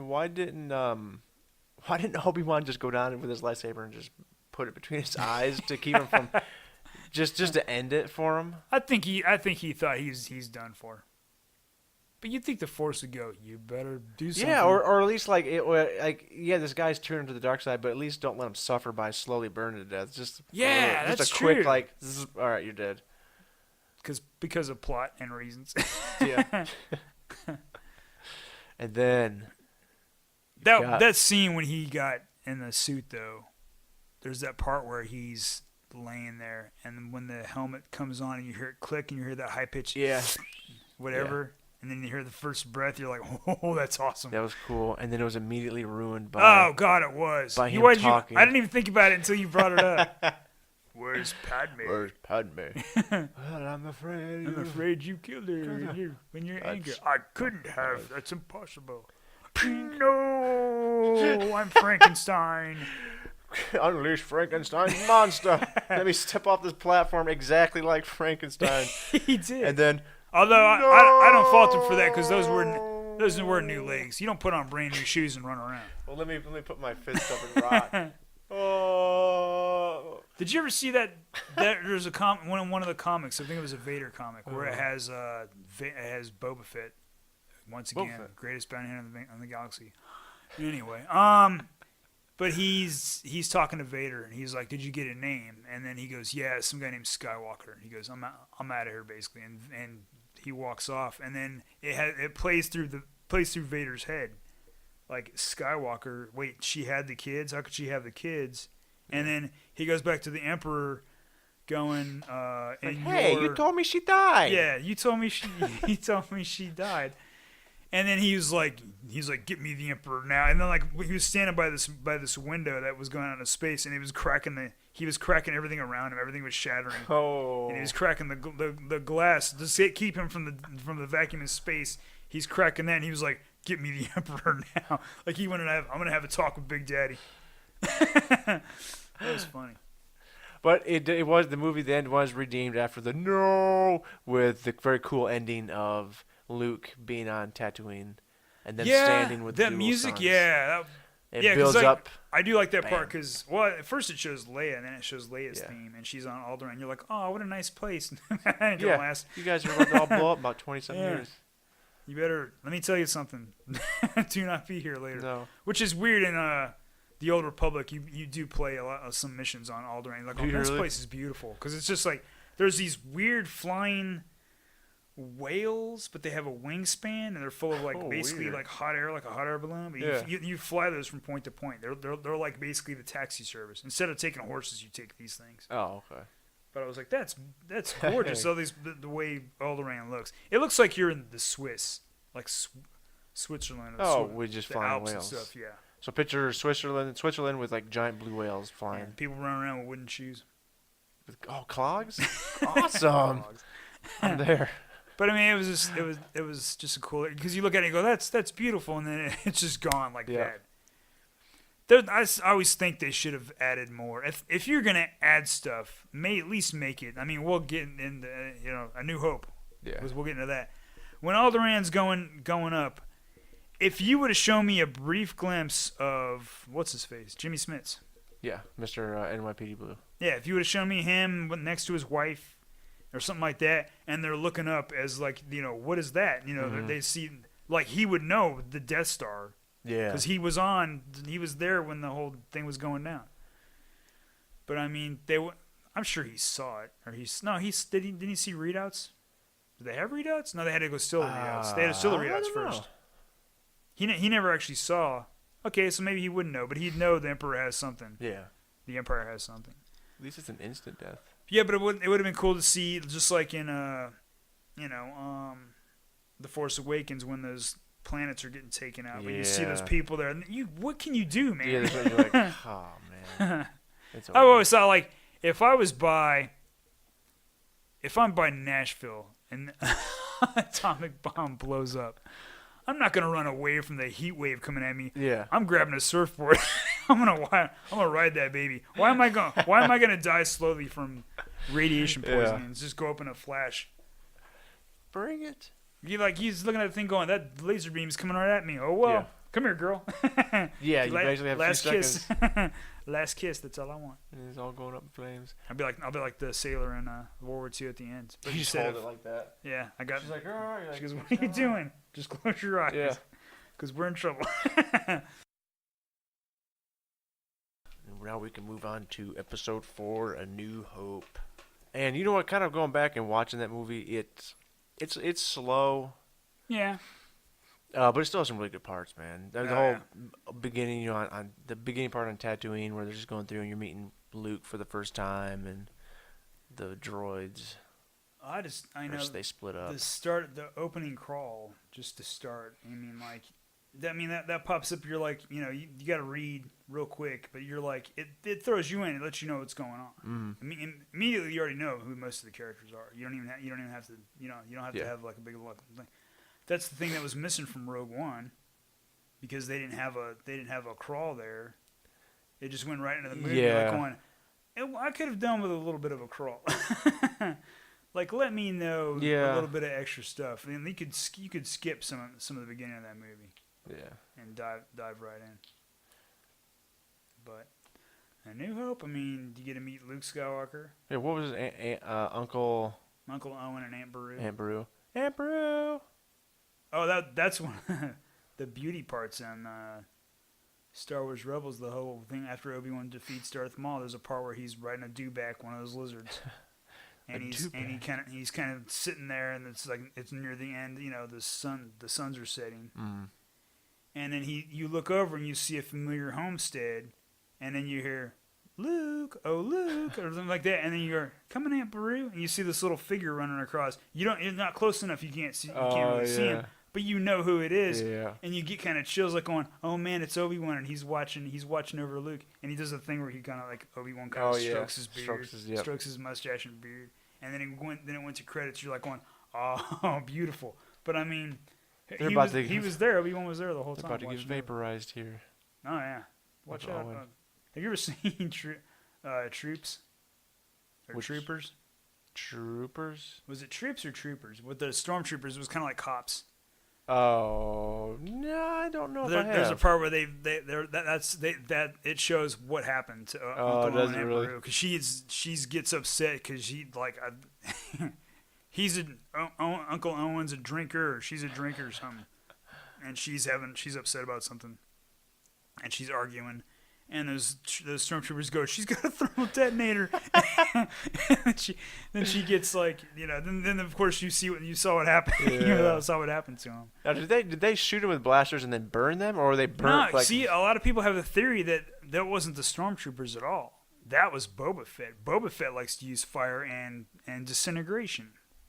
That's why Vader went, and no disintegrations. And he went, I'm the best bounty hunter in the world. I don't know how to do my job correctly.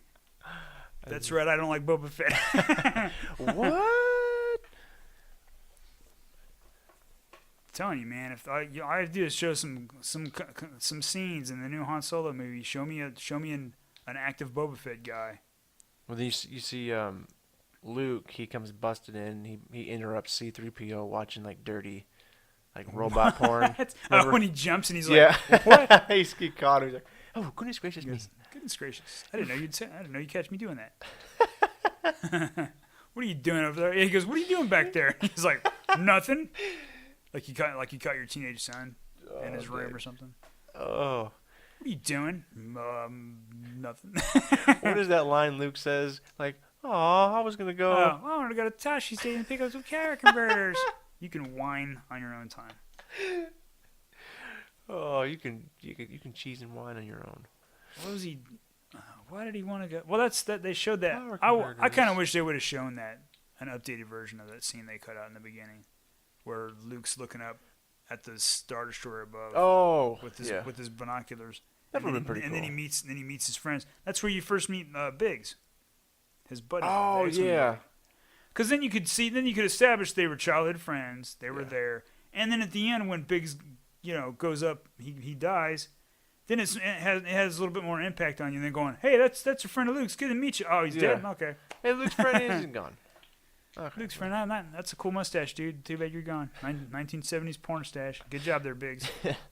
Yep. Hope you gave a lot of mustache rides. But you're dead. Yeah, I like those. I do like the updated with the X-Wings, where they did a lot more, Yeah, I did too. Diving and moving around and stuff like that. Even though they move like World War II fighter planes in space, but still, it looks badass. The whole scene when they're escaping and Luke and Han are on the guns and they're shooting the TIE fighters. Yeah. The special effects in that scene are really bad. I think I personally wouldn't mind a little bit more like a CG redo of that scene. Oh yeah. I understand Lucas said he did it like in the old World War II bomber videos.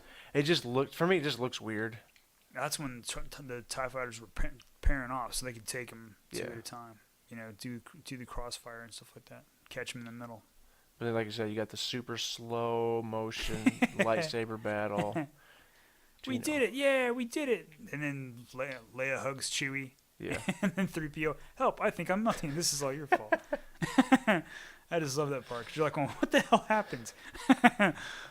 You guys are supposed to be doing repairs. What's going on? Oh, they're playing that cool chess game. Yeah, how was that not a thing? Do you remember in early '90s there was this game? It was a 3D game where it was up on a table. It was like a cowboy, and you had to do the thing where it was almost like Dragon's Lair, where you had to bump left or bump right or push down to duck, push up to jump, and then you had your little gun button. Mm-hmm. But it was 3D. You were looking at it. It was like you were looking at. You could have put a Leia there. Oh, it would have been the same thing. Yeah, there was that game. There was another one like it. I think I don't really remember it that well. But there was this 3D hologram game, kind of like that. And I'm going, why weren't there more games like that? That's when you throw the little weird chess game. Yeah, which is called Dejeric. Is that what the game they were playing? Yeah, which is funny because where they ended that, and then when it picks up, when Finn bumps the table. And it picks up in The Force Awakens. It's right immediately where it took place. Nobody touched that thing since A New Hope. Oh, dang. And then it popped up in that one, because that one creature picks up that one and body slams him on the ground, and then that's it. And he goes, "Rawr!" Something like that. Yeah. And then where it picks up at that one he body slammed, or I think another one comes up and hits that one dude in the club and hits him again, hits him twice, and the guy's all like doing that weird daze head kind of movement. But that's where the game picked up at. But that was and it's also kind of funny because you see Chewie kind of perk up like, oh, our game, like like where were we? I would have won. That whole argument was invalid. With that droid. You got that cool Han Solo. You got the Harrison Ford ad lib. Yeah, when he when he's talking to the thing, the intercom. Yeah, everything's fine. I'm pretty sure that was mostly ad lib. Yeah, I thought that's what they said.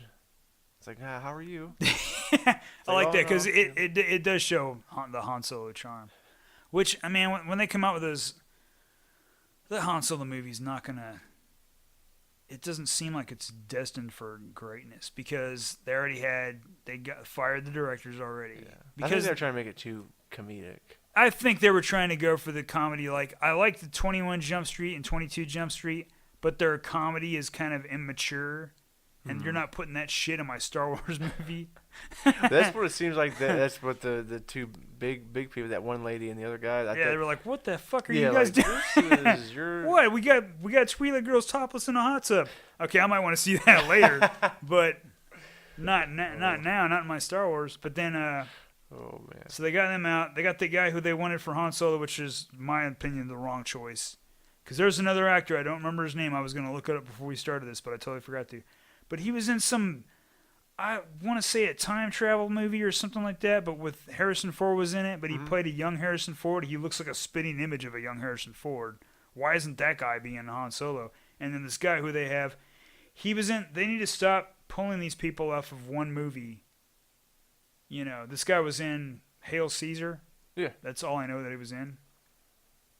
Maybe the guy playing Han Solo. Yeah, the guy playing Han Solo. Yeah. And then they had to get an acting teacher in there to teach him how to act like Han Solo. And you're like going, okay, usually there are acting coaches. Yeah, usually there are acting coaches on a set just to help you out. Like, give you some other pointers, give you, like, maybe try this, that kind of thing. But then, but when it comes to, that, that's not going to be, Han Solo has to be played a certain way. Mm-hmm. I mean, like, you can, like, hell, even River Phoenix, when he was young Indiana Jones, he was still doing some of the mannerisms because he was, like, doing the, and he tries to run and stop at the same time, that kind of weird action kind of thing. It belongs in a museum. Jesus. So do you. Throw him over the side. Oh, another call. But then New Hope, you got the New Hope is really good though. You got the famous trench run. Yeah. Luke uses the Which Force, is basically based off of Dam Busters. Oh yeah. An old World War II thing. A lot of stuff from George Lucas. George Lucas liked his World War II stuff, which is fine because I love World War II. The big ceremony at the end. Everybody's Chewie didn't have a medal. Because I guess he's considered the pet. Is that why? No. It's specious. Such a specious. So, but then we go from that. You're like, yay, they win! To Empire Strikes Back. Empire Strikes Back. Where they're gonna lose. You're like, oh, Empire's super strong. You'd think if there's any kind of battle you maybe would want to be in, like to kind of see from the rebel side, being down there in that situation. I've tried twice now, and with a role playing game, to get the guys playing on Hoth during the battle of the Battle of Hoth. And like so far, like I haven't been able to do it. The second time I had it planned out where, because you have the main line down there, and like it's not really a valley, but it's a plain area. Yeah. Like if you ever look at the whole map, that place is weird, just the way Hoth is. It looks, from what you see on film to what you see on the maps online, you're like going, there's way too many mountains and stuff going on. But I was gonna do a thing where up on kind of like a little mesa or like a little plateau or whatever like that. They were gonna have a base up there, an outpost to cover like the south side or the east side or something like that, to watch over there. And while the main battle's going down with the walkers and the snow speeders, I was gonna have maybe some of Vader's better snowtroopers or whatever like that try to come in. They're gonna try to come in, cut in through here with like 2 ATSTs and try to do like a quick, a quick jab to get in there and get inside as fast as possible. Yeah. And that's where I was gonna have the group cover that, cover that attack. And of course they're gonna, they're not. They might get out of that, but then they're gonna have to like the battle's gonna lose. You know how the battle goes. Yeah. There's nothing they could change, but you could be a part of it. Which I mean, I would like to play in that just to see, what do we, okay, well, the shield generator gets up. What do we do? What did everyone else do? Everyone ran for the transports. Yes. So, and even if you were like an X-Wing pilot, I might pair you off and you and this guy are going to take that transport past the Star Destroyer. Enjoy yourself. Yeah, have fun. Good luck. Yeah. Good luck. You're going to need it. A little bit of trivia. The, what was his name? Norm? Yeah. No, not Norm. Who's Cliff. Cliff. He was in Empire. Yeah, he was in Empire. And then I think he was a deck officer. You had the bad guy from Indiana Jones and Last Crusade. He was one of the AT-AT commanders. Yeah. Which is pretty cool. Now, where did they film that at? They filmed that in not the Antarctic, but wasn't it somewhere like it was some place North Pole up there? Someplace cold where they had snow. But I remember they did one scene where they were filming where they were basically in the hallway with the door open, looking outside because everyone else is standing inside being warm, and Mark Hamill was walking out in the cold, going, "You guys suck." It looked freezing, man. But the fact that they filmed that at a real place like that, I like that. Yeah. Don't give me these prissy little Hollywood types. Yeah, I don't want to go out into the Tom Cruise is a crazy person, but he does his own stunts. Dude, you got to give him shit for that, man. Yeah. But the fact of this wasn't on like a green screen. I think the last thing he did, he got injured. On the Mummy? He just did. I think so. Yeah, they did that vomit comet thing where they did the 0G. Yeah, not that one. There was something else after that one. After or before? Whatever's coming out now that he's working on. He got injured on something. Did he really? Yeah, I think. News. It's just cool to see that. Again, it's news. I can't give you 100%. Because they can't give us 100%. And you're introduced to Tauntauns. Oh, I love those things. They smell bad. When the 7th and 8th grade, when we used to get tater tots. Yeah. We used to cut them open and you spread them, and it looks like we used to call them tauntaun guts.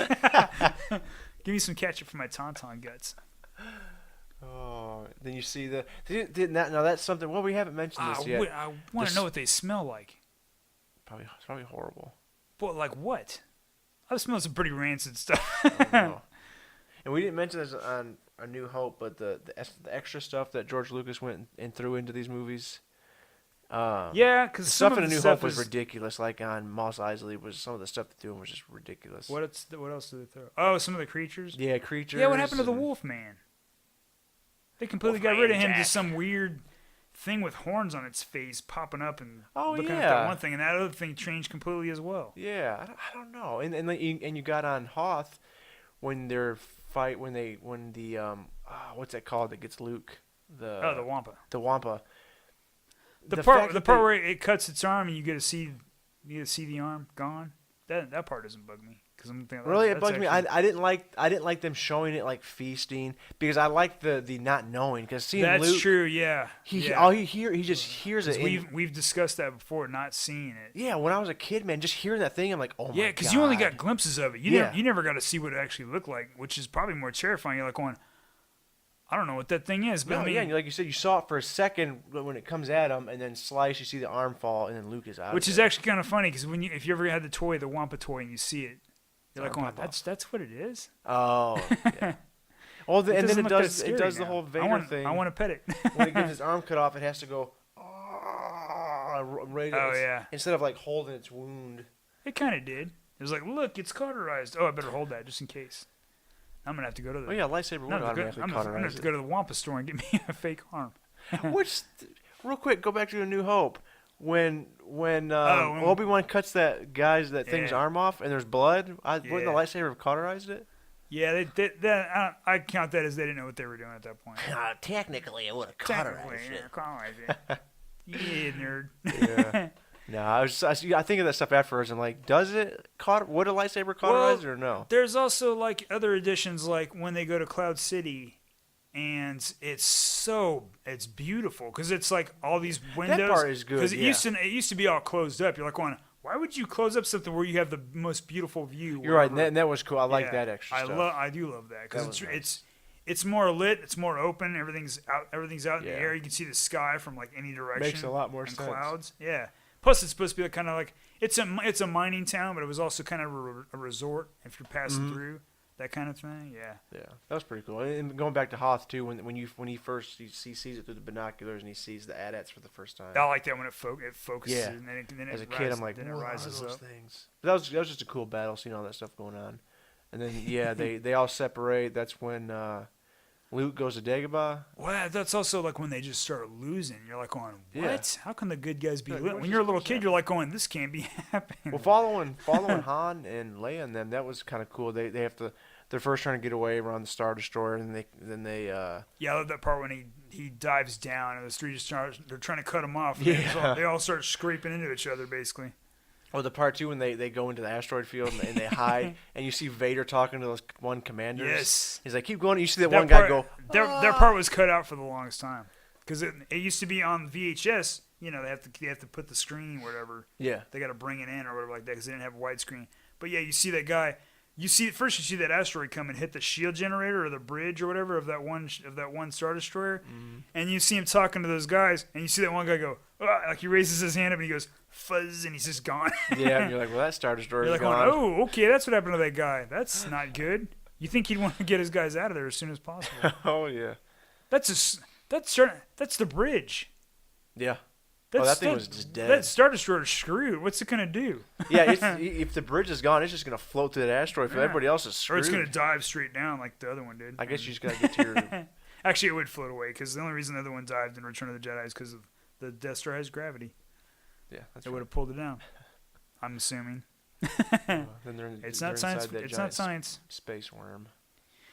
Yeah, that part was cool, but I like the Minox. I've used those as bad guys before. Minox. Little bat things. Yeah. Inside, yeah. Because they're basically silicone-based life. They can survive in space. They're just basically it's like pick your nose and flick it into space. That's what a Minox is. What does Han say to Leia when it rocks and she gets up against him and what is that line he says? Because she gets all like he's like, "Excuse me, princess," or what does he say? He goes, don't get excited. Yeah. She goes, being held from you is not enough to get me excited. And he says something to her. Oh, that was something else on Hoth, too. She says something about him to the Wookiee. He's like, well, you could use a good, what does he say? A good hug. Why don't you go kiss a Wookiee? Yeah, he could use a kiss. He was, I can arrange that. He could use a good kiss. We were also, like, watching that when they were like, there's one officer. It's funny as he's walking by after Han says that thing and he walks off. Yeah. This one officer kind of walks by Leia and he kind of looks at her like, "What the hell's going on?" Like, in front of everybody, really. Yeah. What do you guys, teenagers? I'm just remembering all these great lines that Han. Oh, the lines has. Some of the lines are really good. Yeah, and then Luke runs into Yoda and he's kind of annoying. I still love that part, but it was in the Family Guy Star Wars, The Empire Strikes Back one. When he goes when Luke meets Dak, his co-pilot, and the snowspeeder, and he goes, "I feel like I could take the Empire all by myself." And he goes, "You hear that, guys? Dak's got this one." And then he flies him, and he goes, "Hey, Empire, suck some Dak," or something like that. And they blow him out of the sky. I don't remember that. Yeah, it was. I'm pretty sure it was close to that. It was pretty funny. But yeah, it was like. Yeah, they start losing on Hoth, and you're like, oh my god. Mm-hmm. Yeah, because they get away from that, and then, Yeah, they go straight to Cloud City, which is just a big trap. And then the Dagobah system. My dad used to call it the doggy bag system. The doggy bag. Yeah. Luke's going to the doggy bag system. Yeah, you got Luke. He does half a training because he's got to go rescue his friends. Yeah, I like that part though. Like I like the way Yoda plays as a crazy old person. Yeah, he does. Because if you're gonna test somebody, you're not gonna, Yeah. It sucks, and you're lying to the guy, but you're basically going, I want to see where this. How's he gonna act when this crazy befuddled person's there? Yeah. Is he gonna have the patience to deal with it? And he kind of does. He's kind of whiny about it, but he's like on. Good. I'm here to see Yoda, great Jedi master, warrior. And they all finally meet up on Cloud City, run into the great, awesome Boba Fett again. Oh, Boba Fett. Darth Vader. But that just cracks me up how I like when you first see the bounty hunters, because when you first see the bounty hunter, your imagination runs wild. Like, who are these guys? Like, yeah.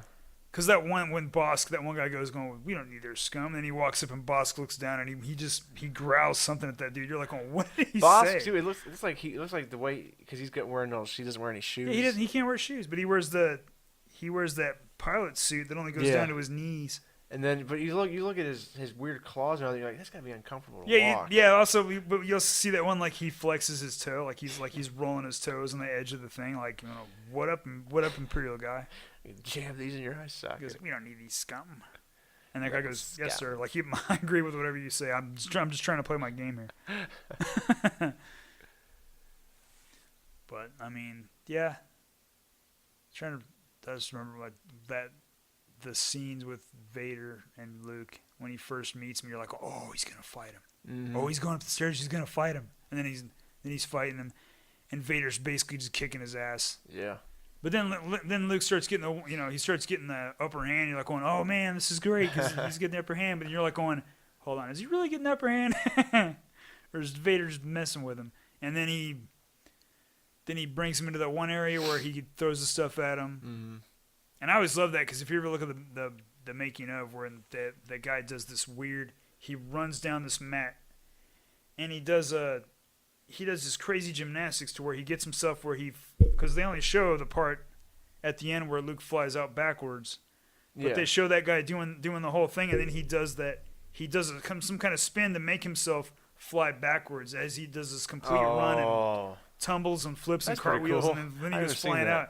But you see that part that goes, that looks weird. How did he do that? But he basically just flung himself out a window. And you got one of the greatest reveals in movie history. That is one of the greatest. No, I am your father. But that acting is over the top. But it's like you're still like going, it's impossible. Well, it's also like I'd be going, nuh-uh, you know, because yeah.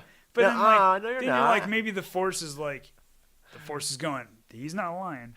Yeah. He's whispering in his ear going, he's not lying. Yeah, he's not lying. He's your father. He's your daddy. He's your Obi-Wan's a liar.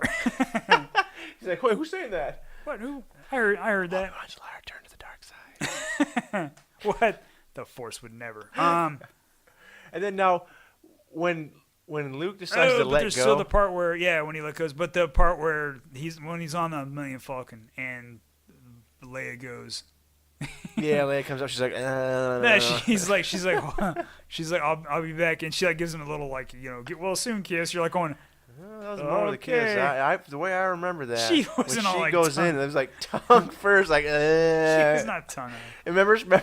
Yeah, remember? Because she's doing it, and then she turns, she makes eye contact with Han. She's like, No, not in that part. Oh. The part where they're on the Falcon, she puts that thing on his hand to stop his bleeding or whatever. Oh, the kiss was in the first one, wasn't it? Yeah. No, the kiss was at the beginning in Hoth when he was after he got from the Wampa. Oh, that's She's like, right. I guess you don't know that much about women. Yeah, that's right. That's where she comes up and she's making out. She's making out with Luke while she makes eye contact with Han. Right? I don't remember. She's like, she's like licking his lips and all that. You're just crazy. Looking at Han. What porn version of this movie have you watched? Oh. I don't remember that at all. Crap.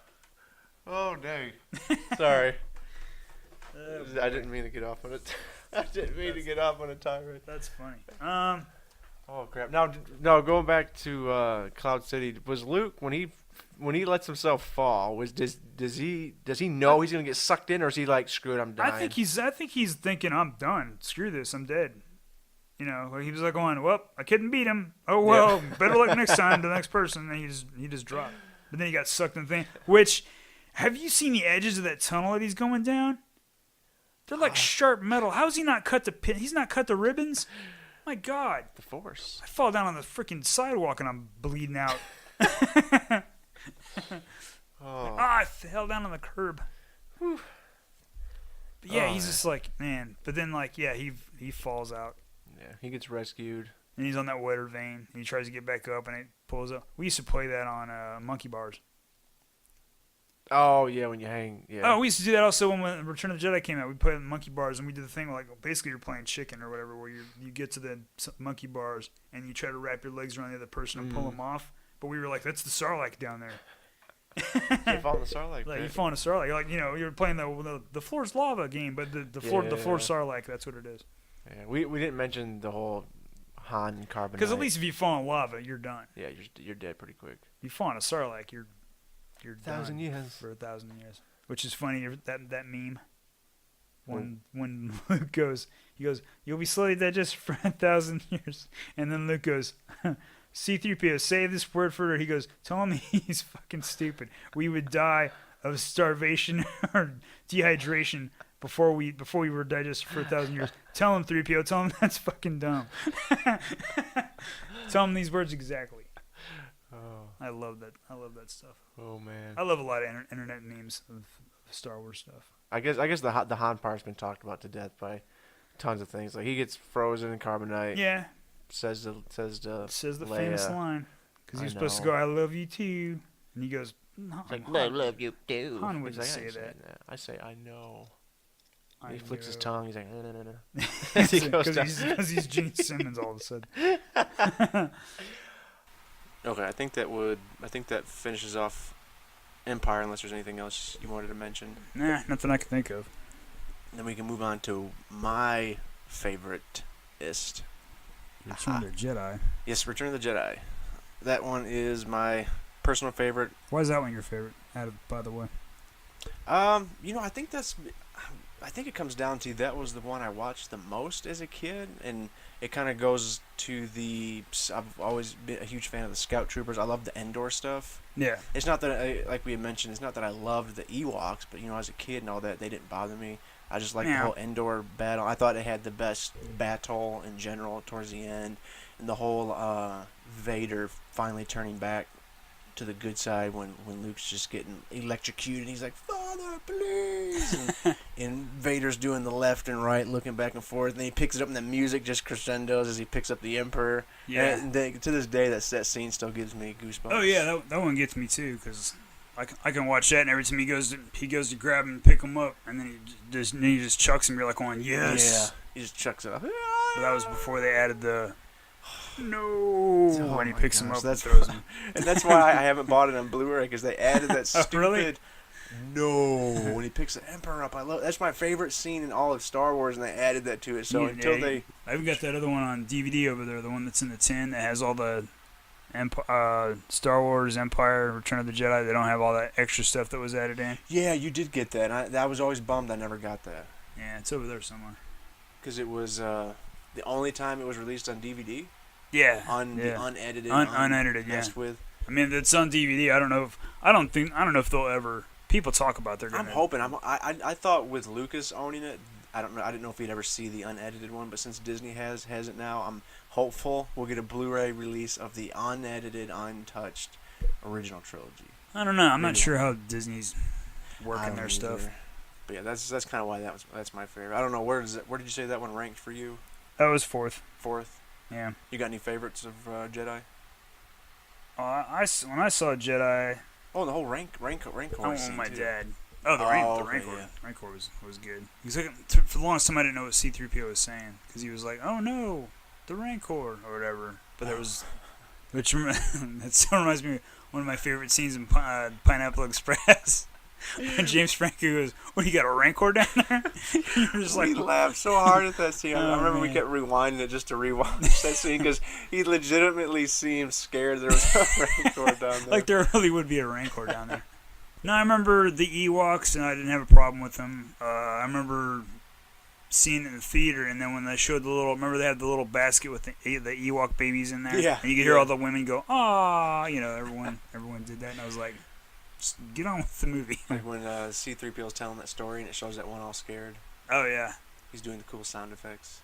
Well, it's funny because C-3PO in the past said, "I'm not much of a storyteller." And then he goes, "Man, I come with a soundtrack and special effects and everything." The best story. I was even into it going like, "Oh, and what else, C-3PO?" Yeah. You're like, it's like when you're a kid and you're on your stomach with your legs in the air kicking. And you got your hands holding your head up. Just listening all intently. Yeah, there's like the space battle, the ground battle, and then the battle going on between Vader and Luke all at once. All the stuff is going on. Yeah. There's just so much going on, and it's just a great battle scene. You got that guy. What's his name with Lando? Yeah. Oh, Nia Nub. Yeah, with the weird flaps on it. Adamukiada. It's like the only thing I know I can remember that he says. He goes, "What do you mean the shields are down?"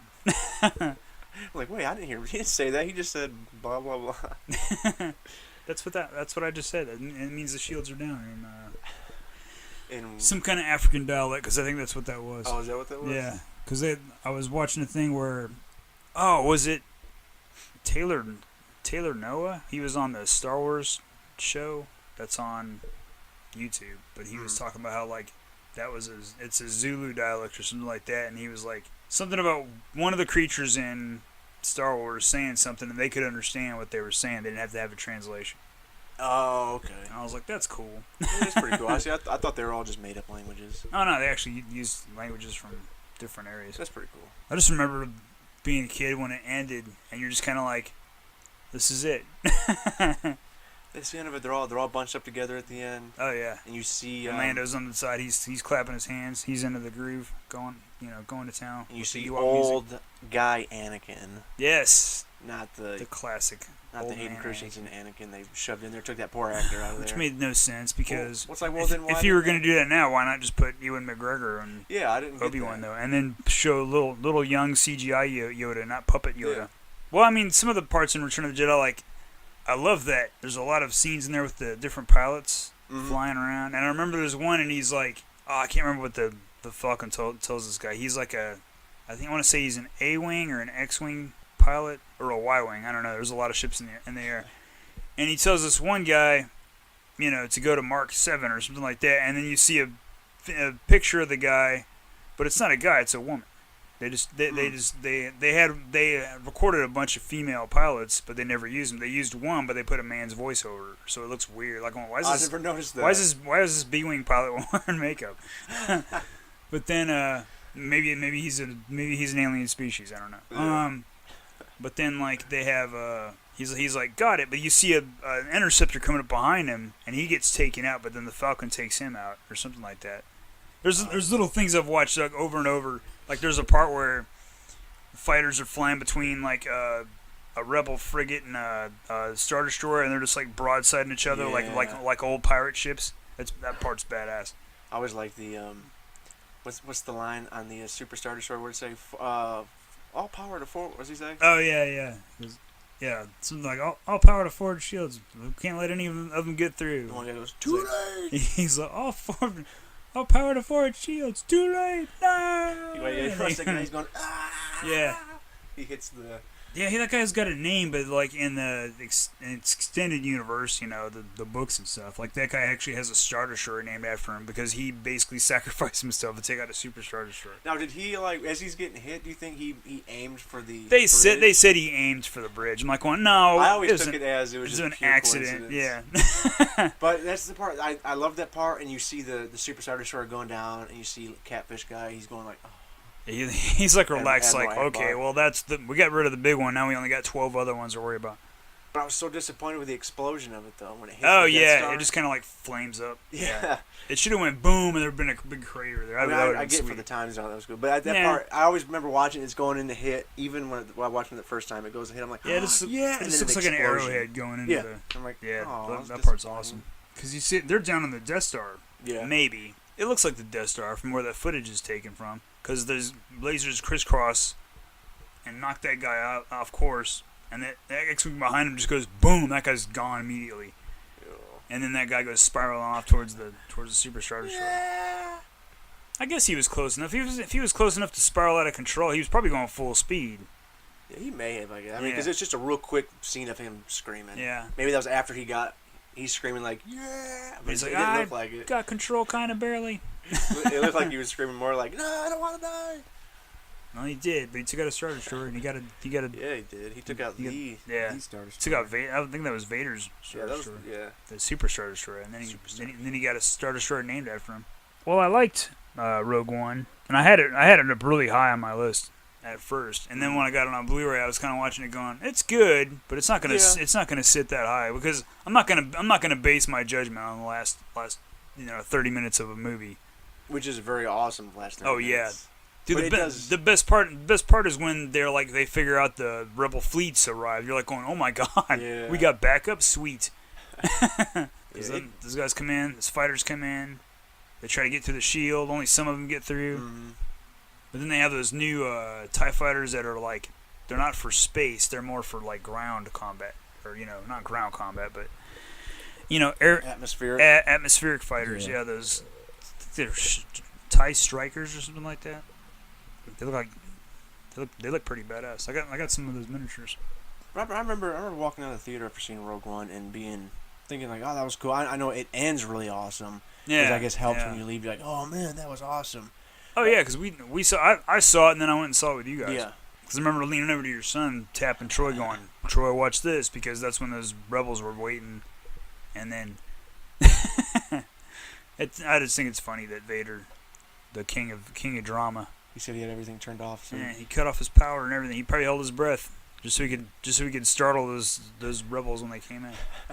Well, but I mean, as cool as that part is, like I said, it's weird that they would do that. That was basically for fan service. Mm. There's no other reason for that because I mean, he didn't do that in A New Hope.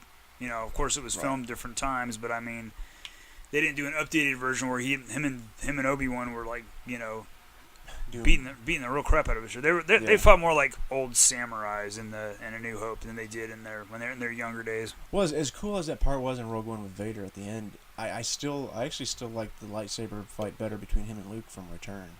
Oh yeah, it's the part when they're out in the catwalk and they're both just going at each other like they're crazy. Just swinging. They're just trying to hit anything. Luke actually does hit Vader. He hits him in the shoulder. Yeah, and he goes, "Oh!" Well, and that's when he goes, was that Return or Empire? That was Empire. Empire, yeah. In Return, yeah. In Return, there was a part where. And then Return, yeah. When he talks about his sister, he pops out and he just starts. He's wildly swinging, and Vader's like, "I don't know what to do with this kid." Vocal music picks up. He's just going to town. That part was cool. But yeah, it was the Rogue One. Yeah, it was more of it was all one-sided, but it was still really cool to see Vader. Somebody put a meme on the internet wherein, it's Luke's up high. And he's like, hey Vader, I got the high ground. And he goes, "Not this shit again." And he throws his lightsaber up there and knocks him down. Oh yeah, he did. Didn't he? Yeah, he did. He fell that time. I'm not falling for that high ground crap. But it was still. What did you think about them not using the crawl in Rogue One?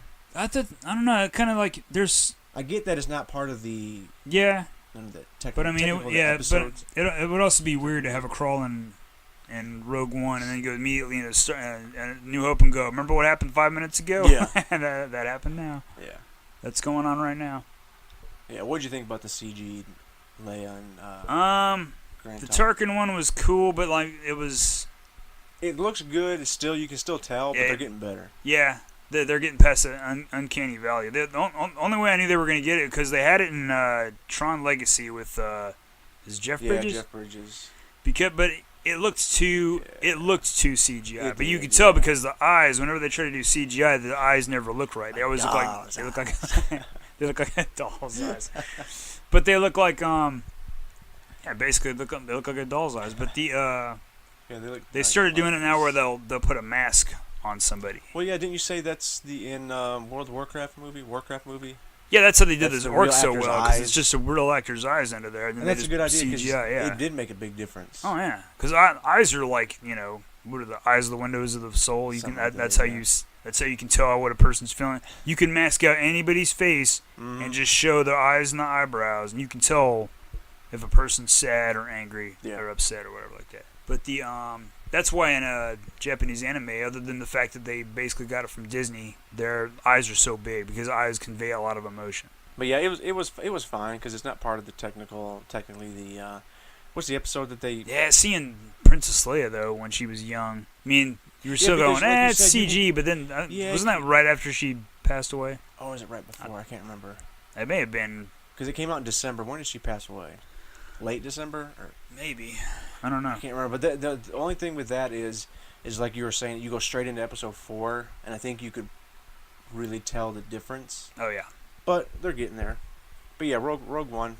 I enjoyed it. It had some cool, just using the Death Star for like small pinpoint planetary hits. Yeah, not taking out a cool. whole. What was that little town they hit on that planet? Oh, it was like.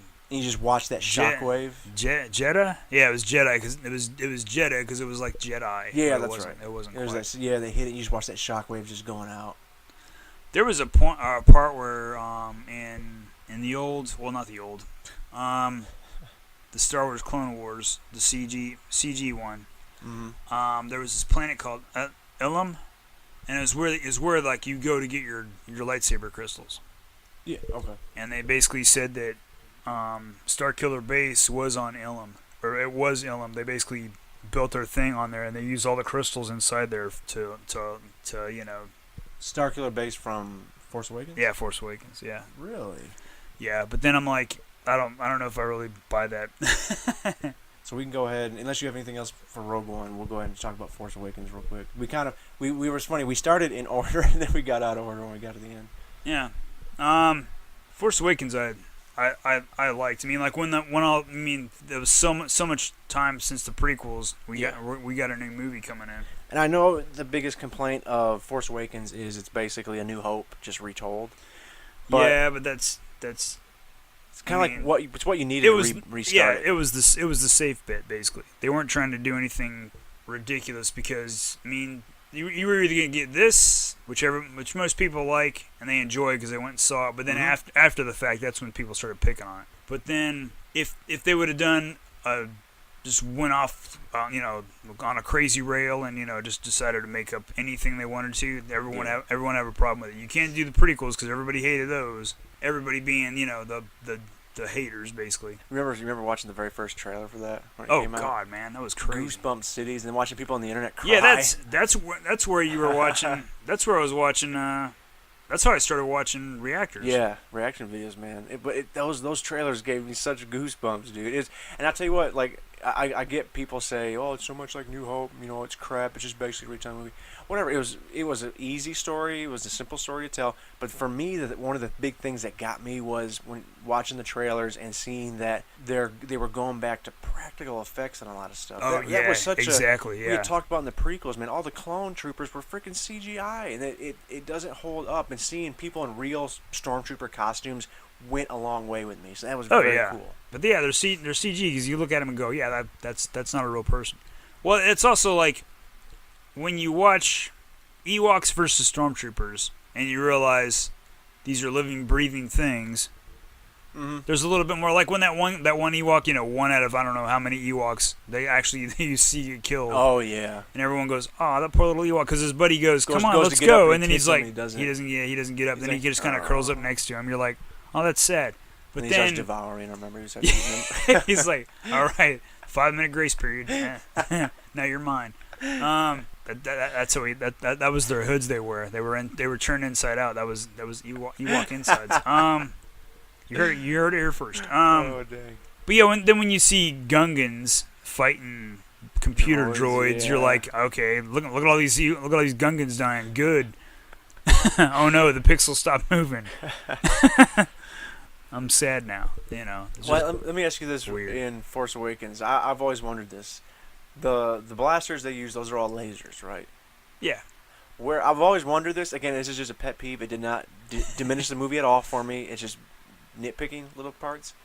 The whole blood on the Stormtrooper's mask when his buddy gets shot. Yeah. Would your wound not automatically be cauterized? I would think it would depend on how fast it's. I mean, like it's not. I've always just I would think cauterization happens when, like, with the lightsaber, it's so hot that I mean, like, I think actually blasters use like they're as hot as like stars or something like that when you get hit, but then their energy gets diffused, over a certain range.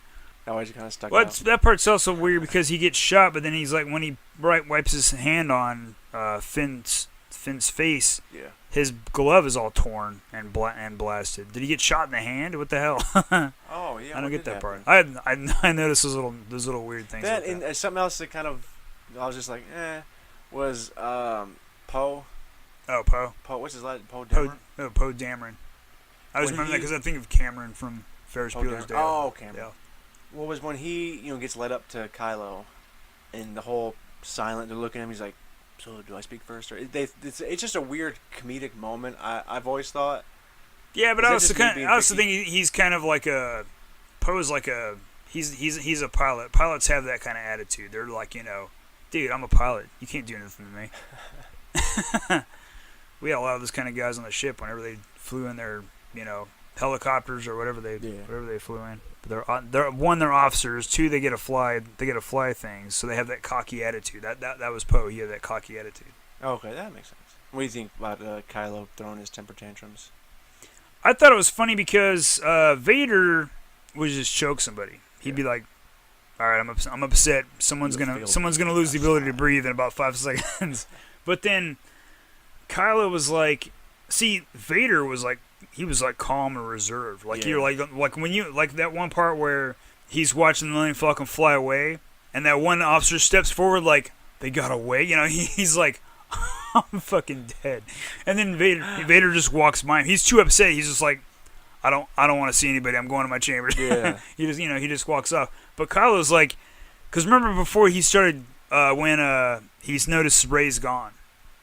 Oh yeah. And he starts doing that thing where he starts stalking around the thing. You're like going, oh shit, he's gonna throw a tantrum. And sure enough, he starts going to town on that. Her little. That part was funny with the 2 stormtroopers walking up. I mean, what would you do? What would you do as a stormtroopers? They'd be like going, "Oh, they just dude, he's having a tantrum. We gotta go." Turn around. But I guess it kind of shows too, like he's young, so it shows his immaturity. Yeah. Like you're saying, he can't control himself right now. When Vader does. Yeah, Vader controls. Well, he talks to his grandfather. He talks to his helmet. To the helmet. He could be talking to the spirit. We don't know right now. But you think Anakin's spirit would be going, look, you're going down the wrong path, or maybe Vader's going, maybe I did it wrong, maybe you're doing it right, because if you were like a mafia boss and your son was growing up into the business, you're like, well, these are the mistakes I made. Maybe you won't make the same mistakes I made. Yeah. I liked Rey because I like having I've said before. Well, I had a friend, Lakota. I was gonna try to get in here because I wanted a female perspective on Star Wars, because 2 guys are talking about Star Wars. Wow, what 2 guys don't talk about Star Wars? I was gonna say this is a new concept. Yeah, but I mean, like when I was growing up, I had two girls that lived in my neighborhood. The girl lived behind me named Nicole, this redheaded girl, and then what was I, like 9 or 10 at this point? I think maybe. And then this girl who lived next door named Sarith, which is weird because her mom named her Sarith after, I think it's Sarith Ungol, one of the mountain passes in the Lord of the Rings. That's what really? Yeah, her mom was a hippie, but she was in the fantasy stuff. I didn't know this until like way later, like way after. I was like Sarith that's an original name, and then I was like just happened to see it one time. I was like, oh, that's not original. But it's still cool because it's Lord of the Rings. Let me track her down and tell her name's not original. Your name's not original. You're a mountain pass. Yeah, like we were running around playing Star Wars together, and I was either Luke Skywalker or Han Solo. It didn't matter, and they were both Princess Leia because that was the only choice they had. They had Princess Leia, and that's it. Because this was like I think A New Hope, and then Empire came out by this point. There was no other characters. I mean, you can't go Return of the Jedi. I'm Mon Mothma. Okay, you're Mon Mothma. What does she do? She doesn't do anything except go. Many Bothans died. To bring us this. Did you ever see that comic strip? Yeah, you showed it to me. I was thinking of that. The one at Akbar. He goes. I can't send Bothans to do anything. I sent a couple of Bothans to get me coffee. All dead. Oh man, I love that. Yeah, that was funny. But you never see what a Bothan looks like until you get in the comics. And they had Bothans on that Star Wars Galaxies. Mm-hmm. You could play a Bothan, and you could like just decorate them. They basically look like canines or dogs. But maybe a little bit kind of cat-like in a way too. Yeah, their whole society is based on like the selling of information. That's all they do. They're like spies, but they're like going, "Hey, I'll give you this if you give me some info about something or other." That's how they trade and barter by knowledge and information. I mean, I really liked Rey. I know that the big, like we've talked, I think we've mentioned before, the big complaint with Rey is she. A lot of people say, "Oh, she magically knows everything." Yeah. What do you have to say about that, Ryan? I've already said what I had to say about that. Basically, and I ain't saying no more. Those people They need to look at other movies and then try to come up with that stupid line about she's a Mary Sue. I mean, she's not a Mary Sue. I mean, what they say, if you really watch the movie and I know they're talking over each other during that part, but then when Finn and Rey are talking, he's like, how did you know how to do that? Blah blah blah. And she's like, I've taken the ship up and I've flown a little bit, but I've never done anything like that. Like she doesn't know she's got the Force, but it's already acting through her without her knowledge. Yeah. Okay. So by that time, it's just like luck, things like that. That's what luck is. Luck is the Force. Whenever you win at gambling, whenever you win $100 at a shitty casino in where were we at Shreveport, that was the Force acting through me. Working through you. Yeah, that was on my last $2 too. I won $100. Nice little hit too. That stinky cigarette smelling. That place was horrible. Backwoods casino in Louisiana. I remember I went and saw when get robbed. What was that? Force Awakens came out. I think like 2 weeks later, I went to a bar and hung out with Lakota, and we were like just sitting there talking. There was her, a friend of hers, and me, and some other friend of theirs was leaving at that point. And we were talking about Star Wars, and then the lady next to us heard us talking about Star Wars, and she went over to the jukebox and she played the Cantina theme. And I was like, "What?" I was looking around and I was like going. Then I leaned into Lakota. I was like going, "It's starting to look like that in here because these people are weird."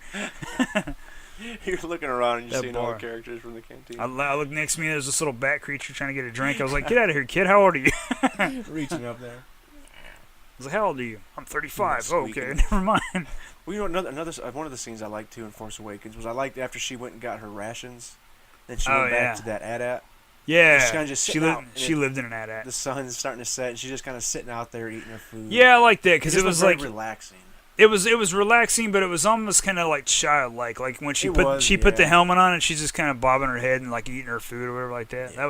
That was adorable. And then that's when she hears BB-8 for the first time. Yeah. Which I mean, that droid is awesome. A great addition. BB-8? Oh yeah. Especially the little thumbs up with the lighter. Yeah, that part was cool. That and other things like when he's bouncing around in the Falcon as it's flying around. And he's just like, no, with this. He shot up those like suspension cables to keep himself in place. Well, you know, the one thing in that movie I wish they had just cut out was after Han Solo and Chewie comes back on the Millennium Falcon, and then they get boarded by those two groups.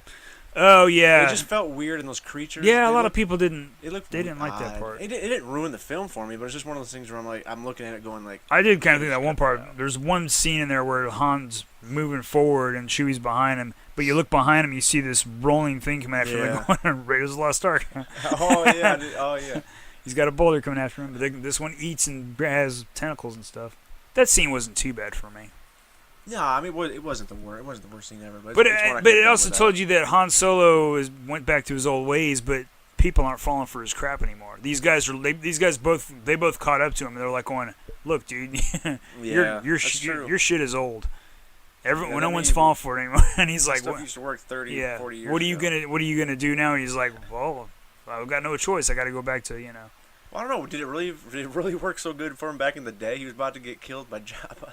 Yeah, but I mean that one had to do with him having to dump the spice, dump his cargo.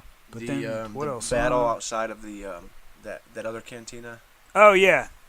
What was that? What was that called? I can't remember that. But it was what's her name's cantina, which apparently that statue that was of her, one of her husbands built that for her. If you look in the background story stuff. Oh okay. Yeah, that's pretty cool because that was the. Was that the scene when you get the silhouette? No, the silhouette of the TIE fighters was back on Jakku, wasn't it? Oh, and they were coming in with the sun behind? The sun, yeah. Was I think so. But the whole fight, and then you're watching Poe just take out. Yeah, that part was awesome. One long, continuous take. But that was also a good part because you could see people leaving the cantina and getting shot by the stormtroopers, which again was telling you these stormtroopers aren't our old stormtroopers that couldn't hit the broadside of a barn. These guys were actually taking guys out. And you got that guy yelling, "Traitor!" Oh, yeah. It's got that weird electrical... And then he actually got it. That was actually his name. Like, the fans basically named him TR8R, Traitor. Oh, okay. That was his name. Why would you name a guy who's going to die in 5 seconds anyway?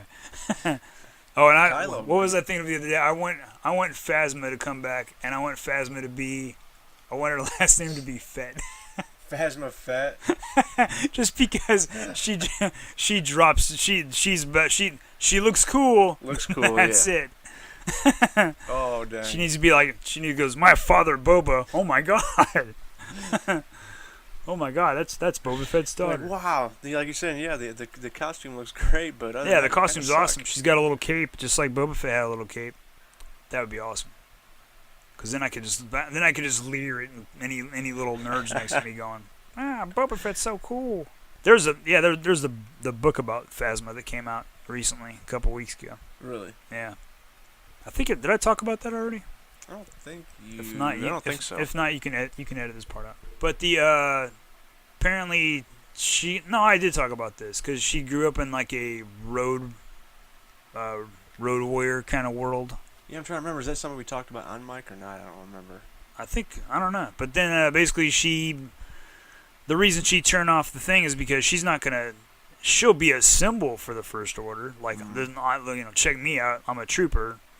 Follow my ways. But then she's not gonna die for these clowns. She's gonna try to live. Because what's the point if she dies? There's no point. There's no point in dying. She's not one of those damn the torpedoes, full speed ahead kind of people. She's like, torpedoes, let's get out of here. Yeah, I'm out. Let's see what else you got. Han getting killed. Yeah, but he's been wanting to get out. Yeah, forever. Not really much to say about that. Yeah. Hopefully this will be the last time they use a Death Star-ish type weapon. I don't know. They already said there's gonna be a Death Star in the next one. See, I don't know. I don't know. In Episode 8, if they were to, that I mean, you can't do it in Episode 8 because if everyone's following along, then this is supposed to be Empire. J.J. Abrams is coming back to do number 9, so it's going to be just like it's going to be Porgs as the Ewoks, and the First Order is their usual stuff. They're going to be getting their butts kicked by little little penguin birds, and then we got to save somebody from a gangster. Poe. You got to save Poe from a gangster. Yeah, the space mafia. And the person who's going after him, the one who's undercover in disguise, isn't Rey. It's gonna be Finn. Because people on the internet go the way they act towards each other. They're like best friends immediately, but then he's like, hey, that's my jacket, and he's like, oh, he goes, nah, you keep it. It looks good on you. And you're like going, wait a second, what's going on between you two? Wait a minute. Not that I mind, but I would actually love that, just so I could look at and see people get furious. And then I'd laugh my ass off. And then they're in the holding cell and they look at each other and they're all like, no. They start flicking tongues. Isn't that what's gonna happen? That's not gonna happen. All right, that'd be funny. This episode's going pretty long. We might go ahead and just before we roll for the next episode, please email us. Let us know what you think. Any questions, comments at geeksamusing@gmail.com. You can check out our Facebook at facebook.com/geeksamusing. Follow us on Twitter at Geeks-a-Musing. I don't really tweet that much, so I won't blow up your Twitter. We do have a YouTube channel. You can just search Geeks-a-Musing. I throw the audio up there. That's all I'm doing right now. We might do some extra stuff down the road. Yeah. So, with that, let's see what next episode will be. All right, here I go. 5 is Netflix. Oh, for a second I was like, we already did Netflix. That was YouTube. That's YouTube. No, Netflix would basically be, what do you watch on Netflix? Yeah, what's good on Netflix? What do you think of Netflix? Yeah, what do you think about it? I'll tell you one thing, Netflix is a time waster sometimes, and that's just to find something to watch. Yeah, I'll flick through it for a long time. I've been here for 2 hours. I can go to work now. Yeah, exactly. I haven't found anything to watch. So that's what we'll hit up next. Yeah, that's it. So cool. For Geeks-a-Musing, this is Nathan. This is Ryan. Be a geek, be a nerd, but don't be a dork.